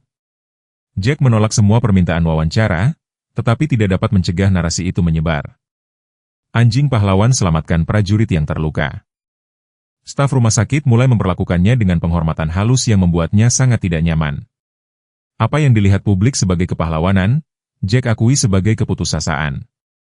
Rex hampir membunuh dirinya sendiri, menyelamatkan seorang pria yang cukup bodoh untuk mengabaikan peringatan cuaca. Yang lebih mengkhawatirkan daripada perhatian yang tidak diinginkan adalah perkembangan yang mengkhawatirkan dalam status medis Jack. Gangguan jantung yang tercatat saat masuk belum sembuh seperti yang diharapkan. Dokternya, seorang ahli jantung yang dibawa untuk konsultasi, meminta tes tambahan, ekspresinya sangat netral saat dia meninjau hasilnya. "Tuan Miller, saya khawatir tentang apa yang kami lihat dalam fungsi jantung Anda," jelasnya selama kunjungan pagi. "Kombinasi hipotermia, trauma fisik, dan kondisi Anda yang sudah ada sebelumnya telah menciptakan beberapa komplikasi. Saya ingin menjalankan evaluasi yang lebih komprehensif." Evaluasi komprehensif mengungkapkan apa yang diam-diam ditakutkan Jack sejak dari gunung. Jantungnya tidak hanya stres, tetapi juga gagal. Bertahun-tahun PTSD yang tidak diobati, tuntutan fisik pertempuran, predisposisi genetik, dan sekarang trauma kecelakaannya telah menciptakan badai sempurna kerusakan jantung. Ahli jantung menggunakan istilah-istilah seperti pengurangan ejeksi, fraksi ejeksi, dan remodeling ventrikel, tetapi intinya jelas, tanpa intervensi, pengobatan mahal, kemungkinan prosedur bedah, modifikasi gaya hidup, prognosis Jack diukur dalam hitungan bulan, bukan tahun. Sementara Jack bergulat dengan kematiannya di lingkungan rumah sakit yang steril, Pinewood menghadapi titik krisisnya sendiri. Richard Blake, merasakan peluang dalam ketidakhadiran Jack, telah mempercepat jadwalnya untuk akuisisi properti tempat penampungan hewan. Rapat darurat Dewan Kota dipanggil untuk memberikan suara pada proposalnya yang telah direvisi, yang sekarang mencakup persyaratan yang sedikit lebih murah hati untuk relokasi tempat penampungan hewan dan anggukan sinis kepada para veteran pahlawan komunitas kita dalam bentuk bangku peringatan di sepanjang jalur pejalan kaki yang diusulkan.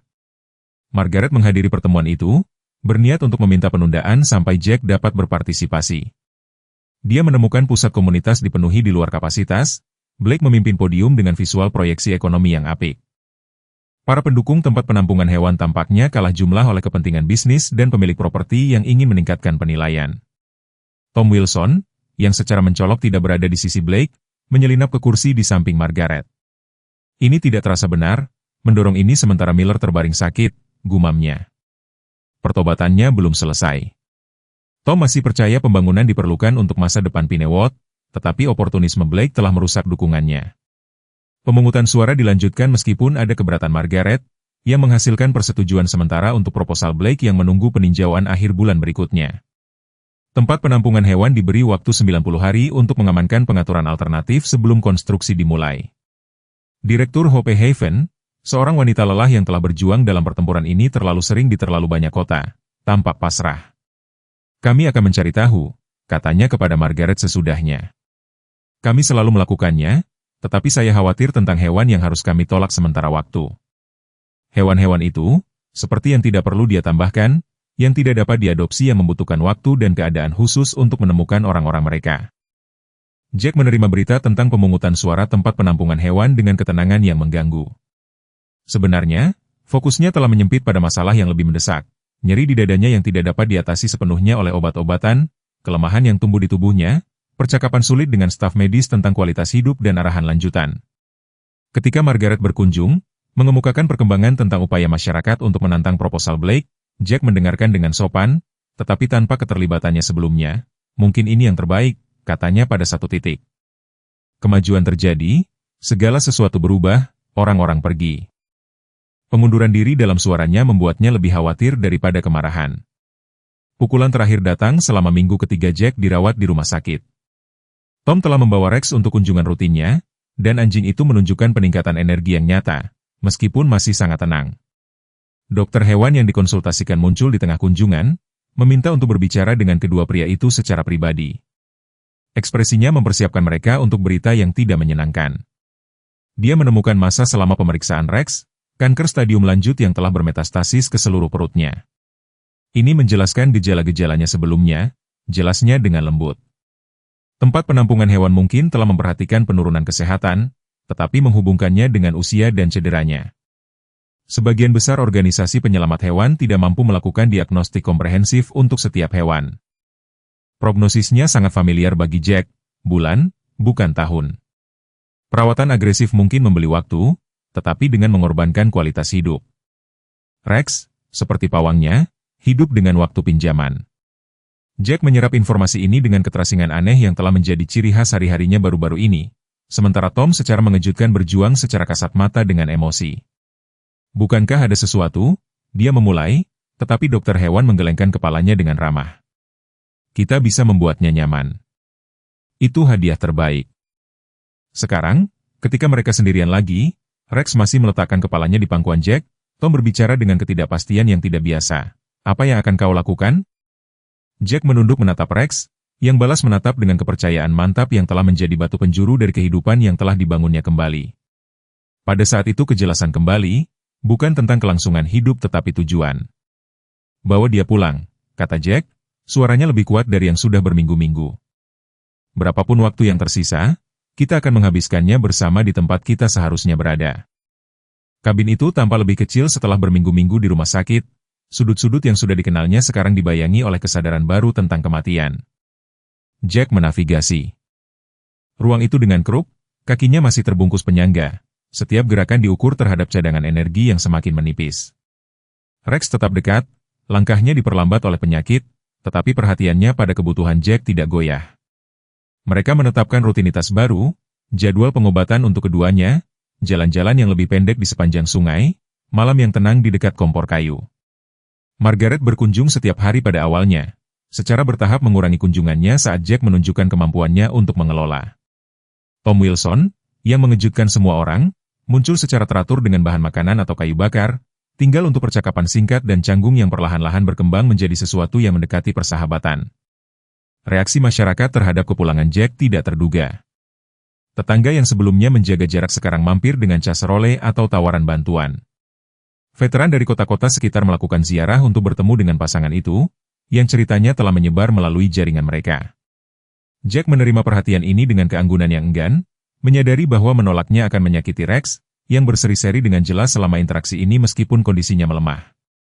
Bagi Jack sendiri, dia menemukan kenyamanan aneh di hari-hari terakhir ini, kesederhanaan tujuan, kehadiran pada saat ini yang telah menghindarinya sejak Afghanistan. Mereka adalah orang-orang yang sekarat, dia dan Rex, tetapi mereka hidup sepenuhnya dalam waktu yang tersisa. Malam pembobolan itu sangat hangat untuk akhir musim gugur, jenis malam yang mengisyaratkan hantu musim panas. Jack tertidur di kursi berlengannya, buku saku usang terbuka di pangkuannya, Rex tertidur di kakinya. Suara yang membangunkannya halus, bukan derak kaca pecah atau kayu pecah, tetapi gesekan lembut kait pintu belakang yang dimanipulasi. Rex sudah waspada, kepala terangkat, telinga ke depan, geraman rendah membangun di dadanya. Jack meraih teleponnya kemudian berhenti. Naluri memperingatkan untuk tidak bergerak. Ruang tamu tetap gelap, hanya diterangi oleh bara api yang sekarat di kompor kayu, tetapi menawarkan garis pandang yang jelas ke dapur tempat bayangan sekarang melepaskan diri dari kegelapan yang lebih dalam. Jangan bergerak, sebuah suara memerintahkan. Saat bayangan itu berubah menjadi seorang pria, tinggi, bahu lebar, wajahnya terhalang oleh masker ski, dia memegang sesuatu di tangan kanannya, siluet yang menunjukkan senjata. Geraman Rex semakin dalam, tubuhnya menegang untuk bangkit meskipun sakit. Perhatian penyusup itu beralih, panggil anjingmu, Miller, atau aku akan membunuhnya sekarang. Kekejaman santai dalam ancaman itu menyulut sesuatu dalam diri Jack yang telah ditekan oleh berminggu-minggu sakit tetapi tidak dipadamkan. Dia bergeser sedikit, menarik perhatian pria itu kembali kepadanya dan menjauh dari Rex. Apa yang kau inginkan? Tanya Jack, suaranya mantap meskipun adrenalin sekarang mengalir melalui sistemnya. Hanya menyampaikan pesan, jawab penyusup, bergerak lebih jauh ke ruangan. Tuan Blake menyampaikan salamnya, mengatakan akan sangat disayangkan jika sesuatu terjadi untuk menunda proyek tempat penampungan hewan lagi. Seperti, banding emosional lain dari seorang veteran yang terluka, seorang pengintimidasi sewaan. Kemudian Jack menilai pilihannya dengan kejelasan yang dingin. Krupnya bersandar di dinding yang jauh, tidak terjangkau, penyangga kakinya sangat membatasi mobilitas. Telepon tetap berada di sakunya tetapi dia tidak akan pernah menelepon sebelum pria itu menghampirinya. Itu meninggalkan Rex, tua, sakit tetapi masih anjing militer terlatih dengan naluri bertarung.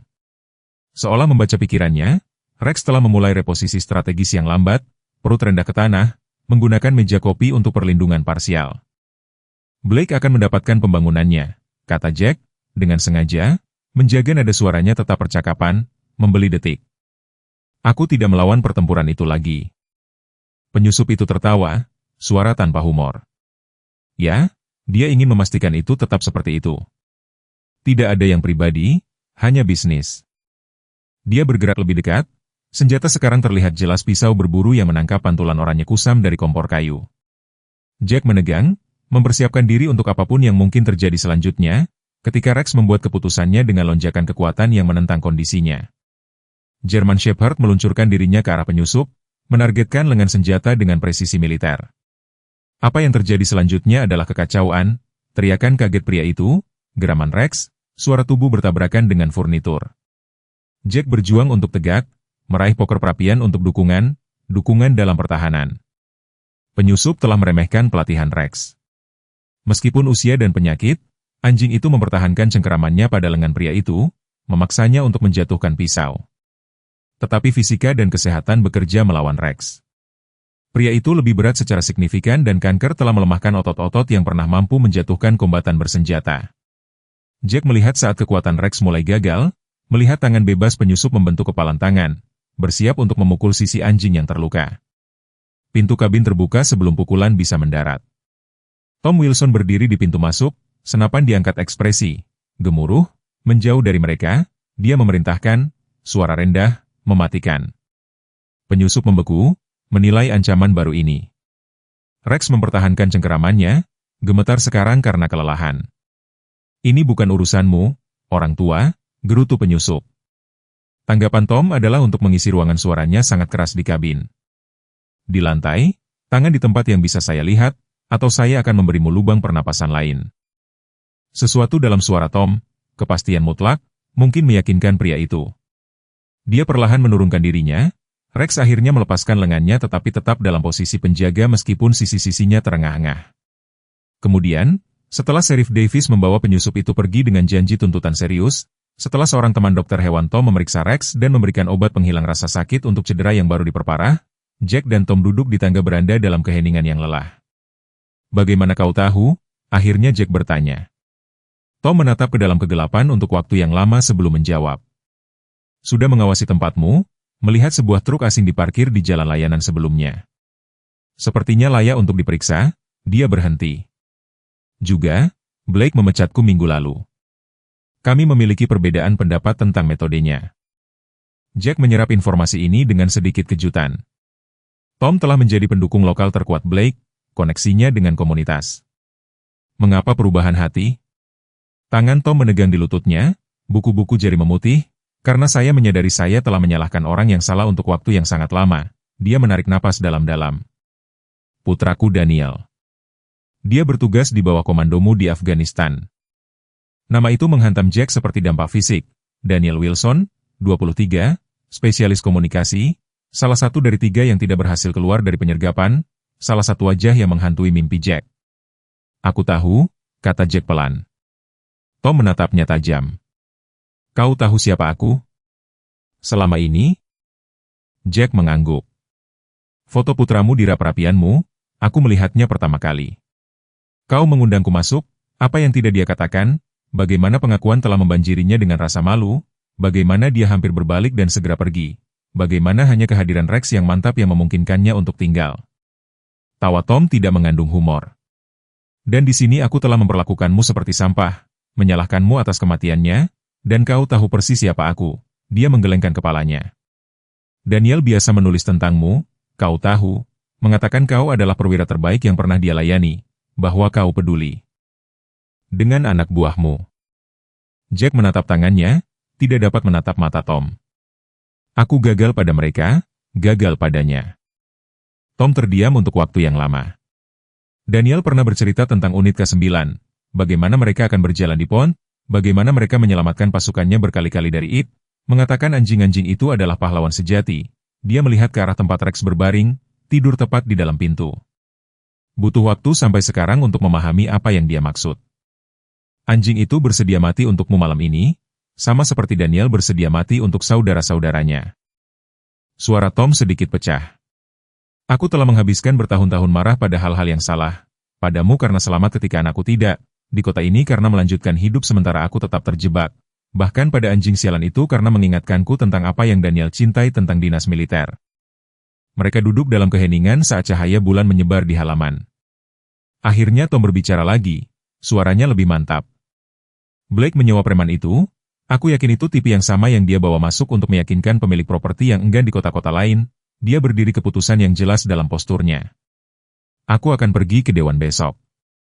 Mereka perlu tahu pria macam apa yang sedang berbisnis dengan mereka. Jack menatapnya. Mereka tidak akan mempercayaimu tanpa bukti. Senyum Tom suram, mungkin tidak, tetapi aku memiliki 20 tahun reputasi di kota ini dan mereka akan mempercayai kita, ayah yang berduka dan veteran yang terluka bersama-sama, terutama ketika Sheriff mengajukan tuntutan terhadap otot sewaan Blake. Kabar tentang pembobolan menyebar melalui Pinewood dengan efisiensi jaringan kota kecil. Menjelang siang hari berikutnya, telepon Jack berdering terus-menerus, tetangga yang khawatir, veteran yang marah, reporter yang mencari pernyataan. Margaret tiba dengan terengah-engah, setelah mendengar versi yang kacau yang melibatkan baku tembak dan situasi penyanderaan. Kebenaran, meskipun kurang dramatis, terbukti lebih menarik. Richard Blake, calon pengembang, telah mengirim seorang pria bersenjata untuk mengancam seorang veteran yang dihormati dan anjing pelayannya, keduanya sakit parah, untuk mencegah oposisi terhadap proyeknya. Narasi itu menulis sendiri sempurna dalam kesederhanaan Daud versus Goliat. Dewan Kota mengadakan sesi darurat, pusat komunitas dipenuhi di luar kapasitas. Blake tiba dengan percaya diri, menolak tuduhan itu sebagai tidak masuk akal dan menyarankan Jack telah mengatur insiden itu untuk simpati. Ketenangannya retak ketika pengintimidasi sewaannya menghadapi tuntutan serius menukar informasi untuk pertimbangan, termasuk pesan teks dari Blake yang berisi alamat dan instruksi kabin. Tom bersaksi tentang metode Blake di kota-kota lain yang menghasilkan dokumentasi yang sebelumnya diabaikan dalam keinginannya untuk pembangunan ekonomi. Jack berbicara singkat, bukan tentang pembobolan, tetapi tentang apa yang diwakili oleh tempat penampungan hewan. Kesempatan kedua, pengakuan nilai pada yang rusak dan dibuang. Yang paling kuat, meskipun, adalah tanggapan masyarakat. Veteran berdiri bersama, dinding dukungan diam di belakang kursi Jack. Sukarelawan tempat penampungan hewan berbicara tentang hewan yang diselamatkan keluarga yang diselesaikan melalui adopsi. Bahkan pemilik bisnis yang sebelumnya mendukung proposal Blake menyatakan keprihatinan tentang bermitra dengan seseorang yang menggunakan taktik semacam itu. Pemungutan suara dewan itu bulat, pengakhiran semua perjanjian dengan Blake, pembangunan, pendanaan baru untuk tempat penampungan hewan, dan eksplorasi inisiatif ekonomi alternatif yang selaras dengan nilai-nilai komunitas. Saat pertemuan ditunda, perayaan dadakan terbentuk di sekitar Jack dan Rex. Orang asing mendekat untuk menjabat tangan Jack atau dengan lembut membelai kepala Rex. Anak-anak memberikan kartu yang digambar tangan yang menyatakan mereka pahlawan. Melalui semua itu, Tom tetap di dekatnya seorang penjaga yang tenang entah bagaimana berubah dari antagonis menjadi sekutu. Daniel akan bangga, katanya kepada Jack saat mereka meninggalkan pusat komunitas, pada kita berdua mungkin karena akhirnya menemukan apa yang penting. Melihat Rex, yang telah mengumpulkan kekuatan untuk hadir meskipun kondisinya melemah, Jack menemukan dia setuju beberapa pertempuran layak diperjuangkan bahkan ketika dia tahu perang yang lebih besar sudah kalah. Minggu-minggu setelah keputusan Dewan Kota terungkap dengan prediksi lembut. Kaki Jack sembuh perlahan, penyangga akhirnya diganti dengan sepatu bot berjalan yang memungkinkan mobilitas lebih besar. Kondisi jantungnya tetap stabil, tidak membaik tetapi tidak memburuk secepat yang ditakutkan dokter pada awalnya. Setiap pagi dimulai dengan obat-obatan, pil untuk Jack, suplemen khusus yang tersembunyi dalam makanan lunak untuk Rex. Mereka akan duduk bersama di beranda, terlepas dari cuaca, menyaksikan matahari terbit melukis pegunungan dengan warna yang tidak mungkin. Seseorang membawa pengunjung Margaret dengan buku dan berita dari kota Tom dengan bantuan praktis percakapan yang semakin nyaman. Veteran dari komunitas sekitar tertarik oleh cerita yang tidak akan mati meskipun Jack enggan untuk membahasnya. Penurunan Rex berlangsung dengan kemantapan yang memilukan. Otot-otot yang dulunya kuat terus mengalami atrofi nafsu makannya berkurang meskipun Jack berusaha dengan makanan khusus. Namun matanya tetap jernih, kesadarannya tidak berkurang. Dia masih bersikeras untuk berjalan-jalan setiap hari meskipun ini sekarang hanya sampai ke sungai dan kembali setiap ekskursi membutuhkan istirahat yang lebih lama sesudahnya. Di malam hari dia meninggalkan tempat tidurnya untuk tidur menempel di sisi Jack, keduanya menawarkan dan menarik kenyamanan melalui kedekatan. Jack mendapati dirinya berbicara lebih banyak selama jam-jam tenang ini tentang Sarah, tentang Afghanistan, tentang ketakutan yang tidak pernah dia suarakan kepada terapis. Rex mendengarkan dengan perhatian sempurna yang selalu dia berikan, telinga sedikit bergeser untuk melacak kata-kata Jack, mata kadang-kadang bertemu dengan pemahaman yang mendalam. Dukungan masyarakat terwujud dengan cara yang tidak terduga. Sekelompok siswa pertukangan sekolah menengah atas mengirimkan landai yang dibangun khusus untuk tangga beranda lebih elegan daripada konstruksi utilitarian Jack. Anak-anak lokal membuat rotasi pengiriman karya seni gambar krayon Rex dengan kaki yang hilang ditampilkan dengan bangga, sering mengenakan jubah atau medali superhero. Restoran mulai mengirim makanan 2 kali seminggu dengan siapapun yang kebetulan menuju kabin Jack. Yang paling mengejutkan adalah dana tenang yang didirikan di Pinewood Community Bank. Dana Rex awalnya ditujukan untuk menutupi pengeluaran hewan tetapi dengan cepat tumbuh di luar kebutuhan langsung.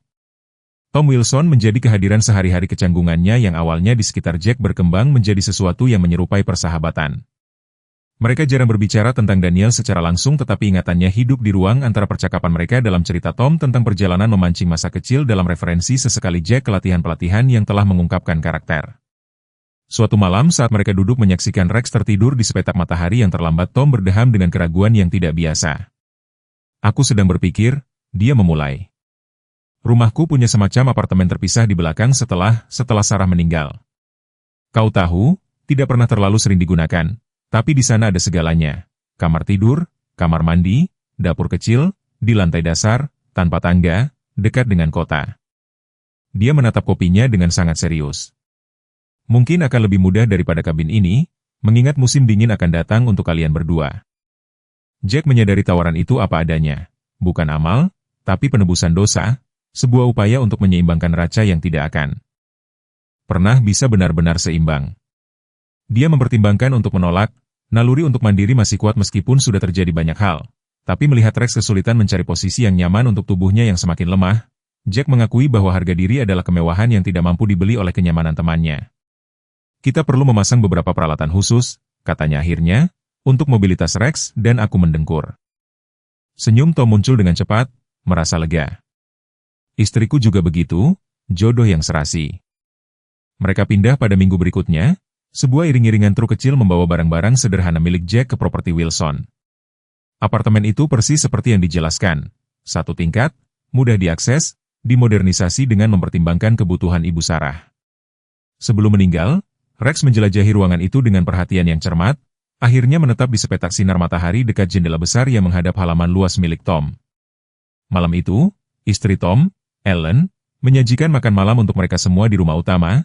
Interaksi pertamanya yang lebih lama dengan Jack, meskipun dia sudah mengirimkan makanan selama berminggu-minggu. Dia memperlakukan Rex dengan kebaikan yang apa adanya, seperti seseorang yang terbiasa dengan hewan, meletakkan semangkuk khusus berisi makanan lunak di dekat tempatnya di samping kursi Jack. "Dia boleh naik ke furnitur," katanya ketika Jack ragu-ragu membiarkan Rex bergabung dengannya di sofa. Setelah Daniel meninggal, dia pasti akan memaksa. Seiring dengan memburuknya kondisi Rex, dokter hewan setempat mulai melakukan kunjungan rumah, membawa obat-obatan untuk mengatasi rasa sakit dan mual. Jack memberikan cairan subkutan ketika Rex berhenti minum dengan cukup, sebuah prosedur yang sebelumnya tampak mustahil tetapi sekarang terasa seperti perpanjangan alami dari kemitraan mereka. Mereka masih berjalan setiap hari, meskipun jalan-jalan itu telah menjadi isyarat simbolis. Beberapa langkah ke halaman, Rex bersandar berat di kaki Jack, keduanya bergerak dengan pertimbangan hati-hati dari mereka yang memahami nilai waktu. Para pengunjung terus berdatangan, banyak yang sekarang meminta izin untuk mengucapkan selamat tinggal kepada Rex, memahami bahwa hari-harinya yang tersisa sangat berharga dan semakin berkurang. Margaret mengatur kunjungan yang paling bermakna. Sekelompok veteran dengan PTSD, peserta dalam program terapinya, masing-masing dipasangkan dengan anjing pelayan. Mereka berkumpul di halaman belakang rumah Tom. Manusia berbicara dengan tenang sementara anjing-anjing membentuk lingkaran pelindung di sekitar Rex. Jack menyaksikan dari beranda, terkejut oleh komunikasi yang terjadi antara hewan-hewan itu, sebuah bahasa gerakan telinga dan posisi tubuh yang halus yang mengakui status dan kondisi Rex. Seorang pawang menjelaskannya kepada Jack kemudian. Mereka tahu dia salah satu dari mereka. Mereka menghormatinya. Malam itu Rex tampak bersemangat, lebih hadir daripada yang dia rasakan dalam beberapa hari. Seolah-olah pengakuan dari teman-temannya telah memperkuat sesuatu yang esensial dalam dirinya. Jack mempersiapkan dirinya untuk hal yang tak terhindarkan. Dokter hewan telah menyediakan obat untuk mengakhiri penderitaan Rex, dengan instruksi yang jelas untuk mengenali kapan kualitas hidup telah menurun melampaui batas yang dapat diterima. Dia mendapati dirinya mencatat setiap pengalaman terakhir. Terakhir kali Rex berhasil berjalan ke sungai, terakhir kali dia menggonggong pada rusa yang lewat, terakhir kali dia menerima hadiah dari tangan anak kecil yang terulur. Namun Rex menentang ekspektasi, bangkit kembali ketika dia tampak paling lemah, menemukan cadangan kekuatan yang tidak dapat dijelaskan oleh ilmu kedokteran tetapi yang dikenali Jack dari medan perang. Kapasitas manusia untuk terus maju melampaui batas fisik ketika tujuan tetap ada. Api mulai menyala pada dini hari di bulan Desember. Investigasi selanjutnya akan mengidentifikasi gangguan listrik pada sistem pemanas apartemen yang sudah tua. Api menyebar dengan cepat melalui dinding sebelum alarm dapat berbunyi. Jack terbangun karena gonggongan mendesak Rex, bukan peringatan biasanya, tetapi sesuatu yang lebih tajam, lebih mendesak. Kamar tidur sudah dipenuhi dengan gumpalan asap yang merayap di bawah pintu yang tertutup. Jack meraih teleponnya, mendapati meja samping tempat tidur kosong. Dia meninggalkannya mengisi daya di ruang tamu. Antara mereka dan pintu keluar, Rex menggonggong lagi, menarik lengan baju Jack dengan kekuatan yang tidak lazim. "Oke, anak baik, aku bangun," kata Jack, terbatuk. Saat asap memenuhi paru-parunya, dia menarik kemeja menutupi wajahnya, merunduk ke lantai tempat udara tetap lebih jernih, dan melepaskan diri. Dia membuka pintu kamar tidur ke dinding panas. Api sudah menghanguskan ruang tamu kecil, menghalangi jalan ke pintu keluar utama. Melalui mata yang berair, Jack menilai pilihan mereka. Sebuah jendela di kamar tidur yang mungkin cukup besar untuk melarikan diri. Dia berbalik ke arahnya tepat ketika suara retakan dahsyat mengumumkan kegagalan struktural. Balok penyangga yang terbakar menembus langit-langit, mendarat di antara mereka dan jendela, mengirimkan percikan api dan puing-puing ke seluruh kamar tidur. Rex menggonggong dengan marah, bukan pada api tetapi pada Jack, mendorongnya menuju satu-satunya pilihan yang tersisa. Lorong sempit menuju pintu belakang apartemen, jarang digunakan dan sebagian terhalang oleh barang-barang yang disimpan. Jack merangkak maju, bingung oleh asap dan panas, Rex menekan tubuhnya, membimbing gerakannya. Mereka mencapai lorong ketika bagian langit-langit lain runtuh di belakang mereka, untuk sementara menghalangi jalur langsung api tetapi memenuhi ruangan dengan asap dan abu yang menyesakkan. Dada Jack menegang, jantungnya yang lemah bekerja keras melawan inhalasi asap dan tenaga. Dia merasa dirinya melambat, penglihatan menyempit menjadi terowongan redup di suatu tempat yang jauh. Dia mendengar sirene, teriakan, Tom dan Ellen pasti sudah bangun, memanggil bantuan. Pintu belakang muncul melalui asap, Rex berputar untuk memposisikan dirinya di belakang Jack, mendorongnya maju dengan cadangan kekuatan terakhirnya. Tangan Jack menemukan kenop pintu, panas membakar telapak tangannya, terkunci. Jari-jarinya meraba-raba baut mati, kikuk karena terburu-buru dan kekurangan oksigen. Mekanisme akhirnya menyerah, pintu berayun keluar ke udara malam yang sangat dingin. Jack tersandung, jatuh berlutut di salju, berbalik untuk memastikan Rex mengikuti. Tetapi ambang pintu tetap kosong, asap mengepul keluar seperti napas hitam. "Rex!" Jack memanggil, suaranya serak. Dari dalam bangunan yang terbakar datang satu gonggongan, pengakuan, bukan kepatuhan. Jack berjuang untuk berdiri, berniat untuk memasuki neraka kembali tetapi pingsan ketika tubuhnya yang kekurangan oksigen mengkhianatinya. Tom muncul, berlari dari rumah utama, menarik Jack lebih jauh dari bahaya. Rex masih di dalam, Jack tersentak, berjuang melawan lengan penahan Tom. Ekspresi Tom mengeras dengan pemahaman yang suram. Sebelum keduanya dapat bertindak, suara retakan dahsyat terakhir bergema dari dalam apartemen saat langit-langit yang tersisa runtuh. Api menyembur ke langit melalui atap yang runtuh, menerangi halaman dengan kecerahan yang mengerikan. Pemadam kebakaran tiba beberapa saat kemudian, para profesional dengan efisien mengendalikan api sebelum dapat menyebar ke rumah utama. Para medis merawat Jack, memberikan oksigen, memeriksa tanda-tanda vital, yang terganggu oleh asap dan stres. Melalui semua itu, dia tetap terpaku pada bangunan yang terbakar, menolak evakuasi ke rumah sakit sampai para pencari telah memeriksa reruntuhan. Tom tetap di sisinya, tangan yang mantap di bahunya, tidak mengatakan apa-apa karena tidak ada yang bisa dikatakan. Ketika petugas pemadam kebakaran akhirnya muncul, wajah mereka menceritakan kisah itu sebelum kata-kata dapat diucapkan, Jack menerima. Berita itu dengan ketenangan yang tenang dari seseorang yang selalu tahu bagaimana cerita itu akan berakhir. Mereka menemukan Rex di dekat pintu belakang, kewalahan oleh asap. Sambil memastikan pelarian Jack, dokter hewan yang dipanggil oleh Tom dalam kekacauan setelahnya mengkonfirmasi apa yang sudah mereka ketahui. Rex telah meninggal memastikan kelangsungan hidup pawangnya. Sebuah misi terakhir diselesaikan dengan dedikasi yang tak tergoyahkan yang telah mendefinisikannya di saat-saat terakhirnya. Dia bukan anjing tua yang sakit tetapi seorang prajurit dengan tujuan, melindungi miliknya sampai akhir. Jack mendekap tubuh Rex saat fajar menyingsing di atas pegunungan, membisikkan kata-kata yang hanya akan mereka berdua bagi. Upacara peringatan terjadi 1 minggu kemudian di penampungan, sekarang untuk sementara ditempatkan di pusat komunitas, sementara fasilitas permanen sedang dibangun. Jack bersikeras pada kesederhanaan, tetapi masyarakat memiliki ide lain. Para veteran dari 3 negara bagian tiba dengan seragam resmi, membentuk barisan kehormatan saat peti mati Rex yang dibungkus bendera, disumbangkan oleh seorang pengrajin kayu lokal, dibawa ke tempat peristirahatan terakhirnya di bawah pohon ek tua di properti penampungan. Anak-anak menempatkan gambar dan surat di sekitar kuburan kecil.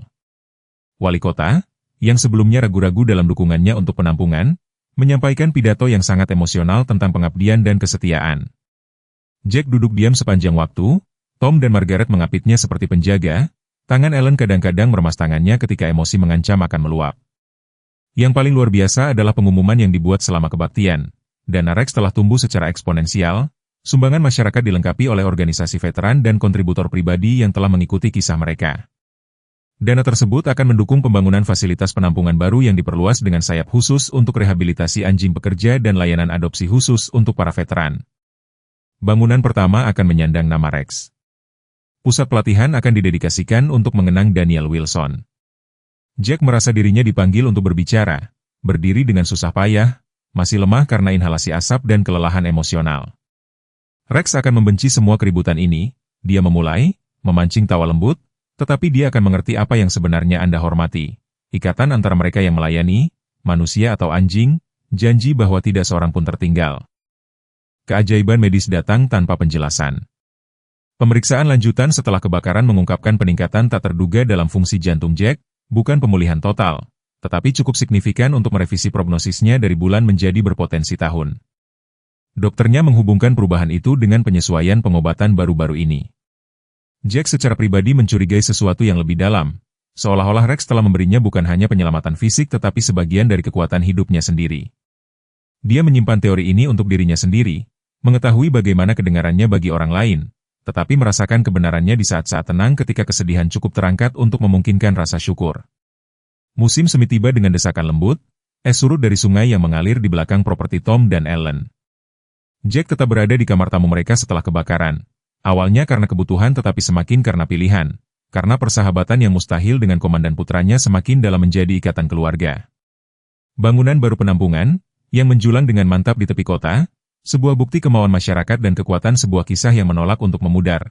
Jack bergabung dengan kru konstruksi ketika kekuatannya memungkinkan, menemukan tujuan dalam kerja fisik dan kemajuan yang terlihat dari sesuatu yang permanen sedang dibuat. Kunjungan ke fasilitas sementara Hope Haven adalah ide Ellen, sebuah saran lembut.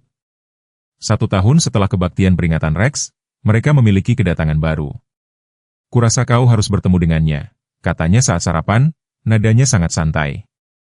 Jack telah menghindari penampungan sejak kematian Rex, bahkan memikirkan hal itu pun menyakitkan. Tetapi ekspresi Ellen, penuh harapan tetapi tidak menuntut, meyakinkannya untuk mempertimbangkan kembali. Tom mengantar mereka tanpa komentar, dukungan diamnya, benang lain dalam permadani penyembuhan yang telah mereka jalin bersama. Direktur penampungan menemui mereka di pintu masuk, membawa mereka ke kandang yang terpisah dari area adopsi utama. Di dalam, seekor anak anjing gembala Jerman, kira-kira berumur 4 bulan, mengamati mereka dengan mata yang cerdas. Anjing pekerja militer dikeluarkan, direktur menjelaskan, terlalu mandiri untuk program ini. Dia membuka gerbang, mengungkapkan apa yang disembunyikan oleh posisi duduk anak anjing itu, kaki belakang yang hilang, akibat cacat lahir. Kami langsung memikirkanmu, katanya. Tidak perlu dikatakan lagi, anak anjing itu mendekat tanpa ragu, kepala dimiringkan dalam postur evaluasi, percaya diri meskipun cacat. Jack berlutut perlahan, membiarkan anak anjing itu menyelidikinya dengan rasa ingin tahu yang bermartabat. Mata mereka bertemu dalam momen pengakuan yang melampaui penjelasan rasional, koneksi yang sama yang dia rasakan dengan Rex pada hari pertama itu, yang mustahil diciptakan kembali dengan jiwa baru ini. Namanya Hope, kata direktur. Tapi itu bisa berubah, tentu saja. Jack menggelengkan kepalanya, merasakan senyum tulus pertama dalam beberapa bulan menyebar di wajahnya. Tidak, katanya lembut, Hope sangat tepat. Saat anak anjing itu bersandar dengan percaya diri di kakinya, Jack merasakan lingkaran itu selesai, bukan akhir tetapi kelanjutan, warisan satu anjing luar biasa yang hidup melalui kesempatan yang diberikan kepada yang lain.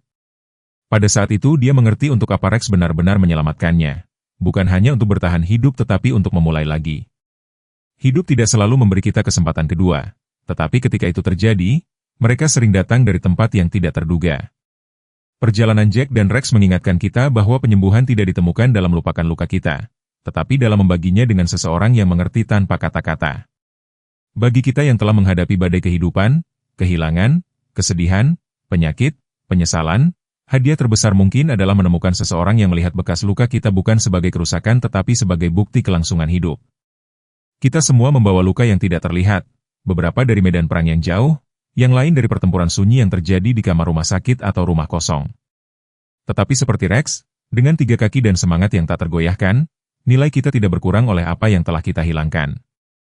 Kadang-kadang koneksi yang paling mendalam terjadi ketika 2 jiwa yang rusak saling mengenali, ketika seseorang melihat kita dan berpikir, tidak ada yang menginginkan anjing yang rusak, kecuali mereka juga telah rusak.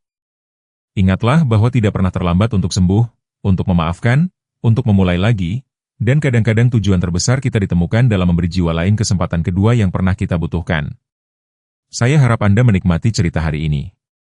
Berlangganan saluran agar Anda tidak melewatkan lebih banyak cerita seperti ini. Tinggalkan suka dan komentar di bawah apa yang Anda pikirkan tentang cerita itu. Sampai jumpa di video berikutnya.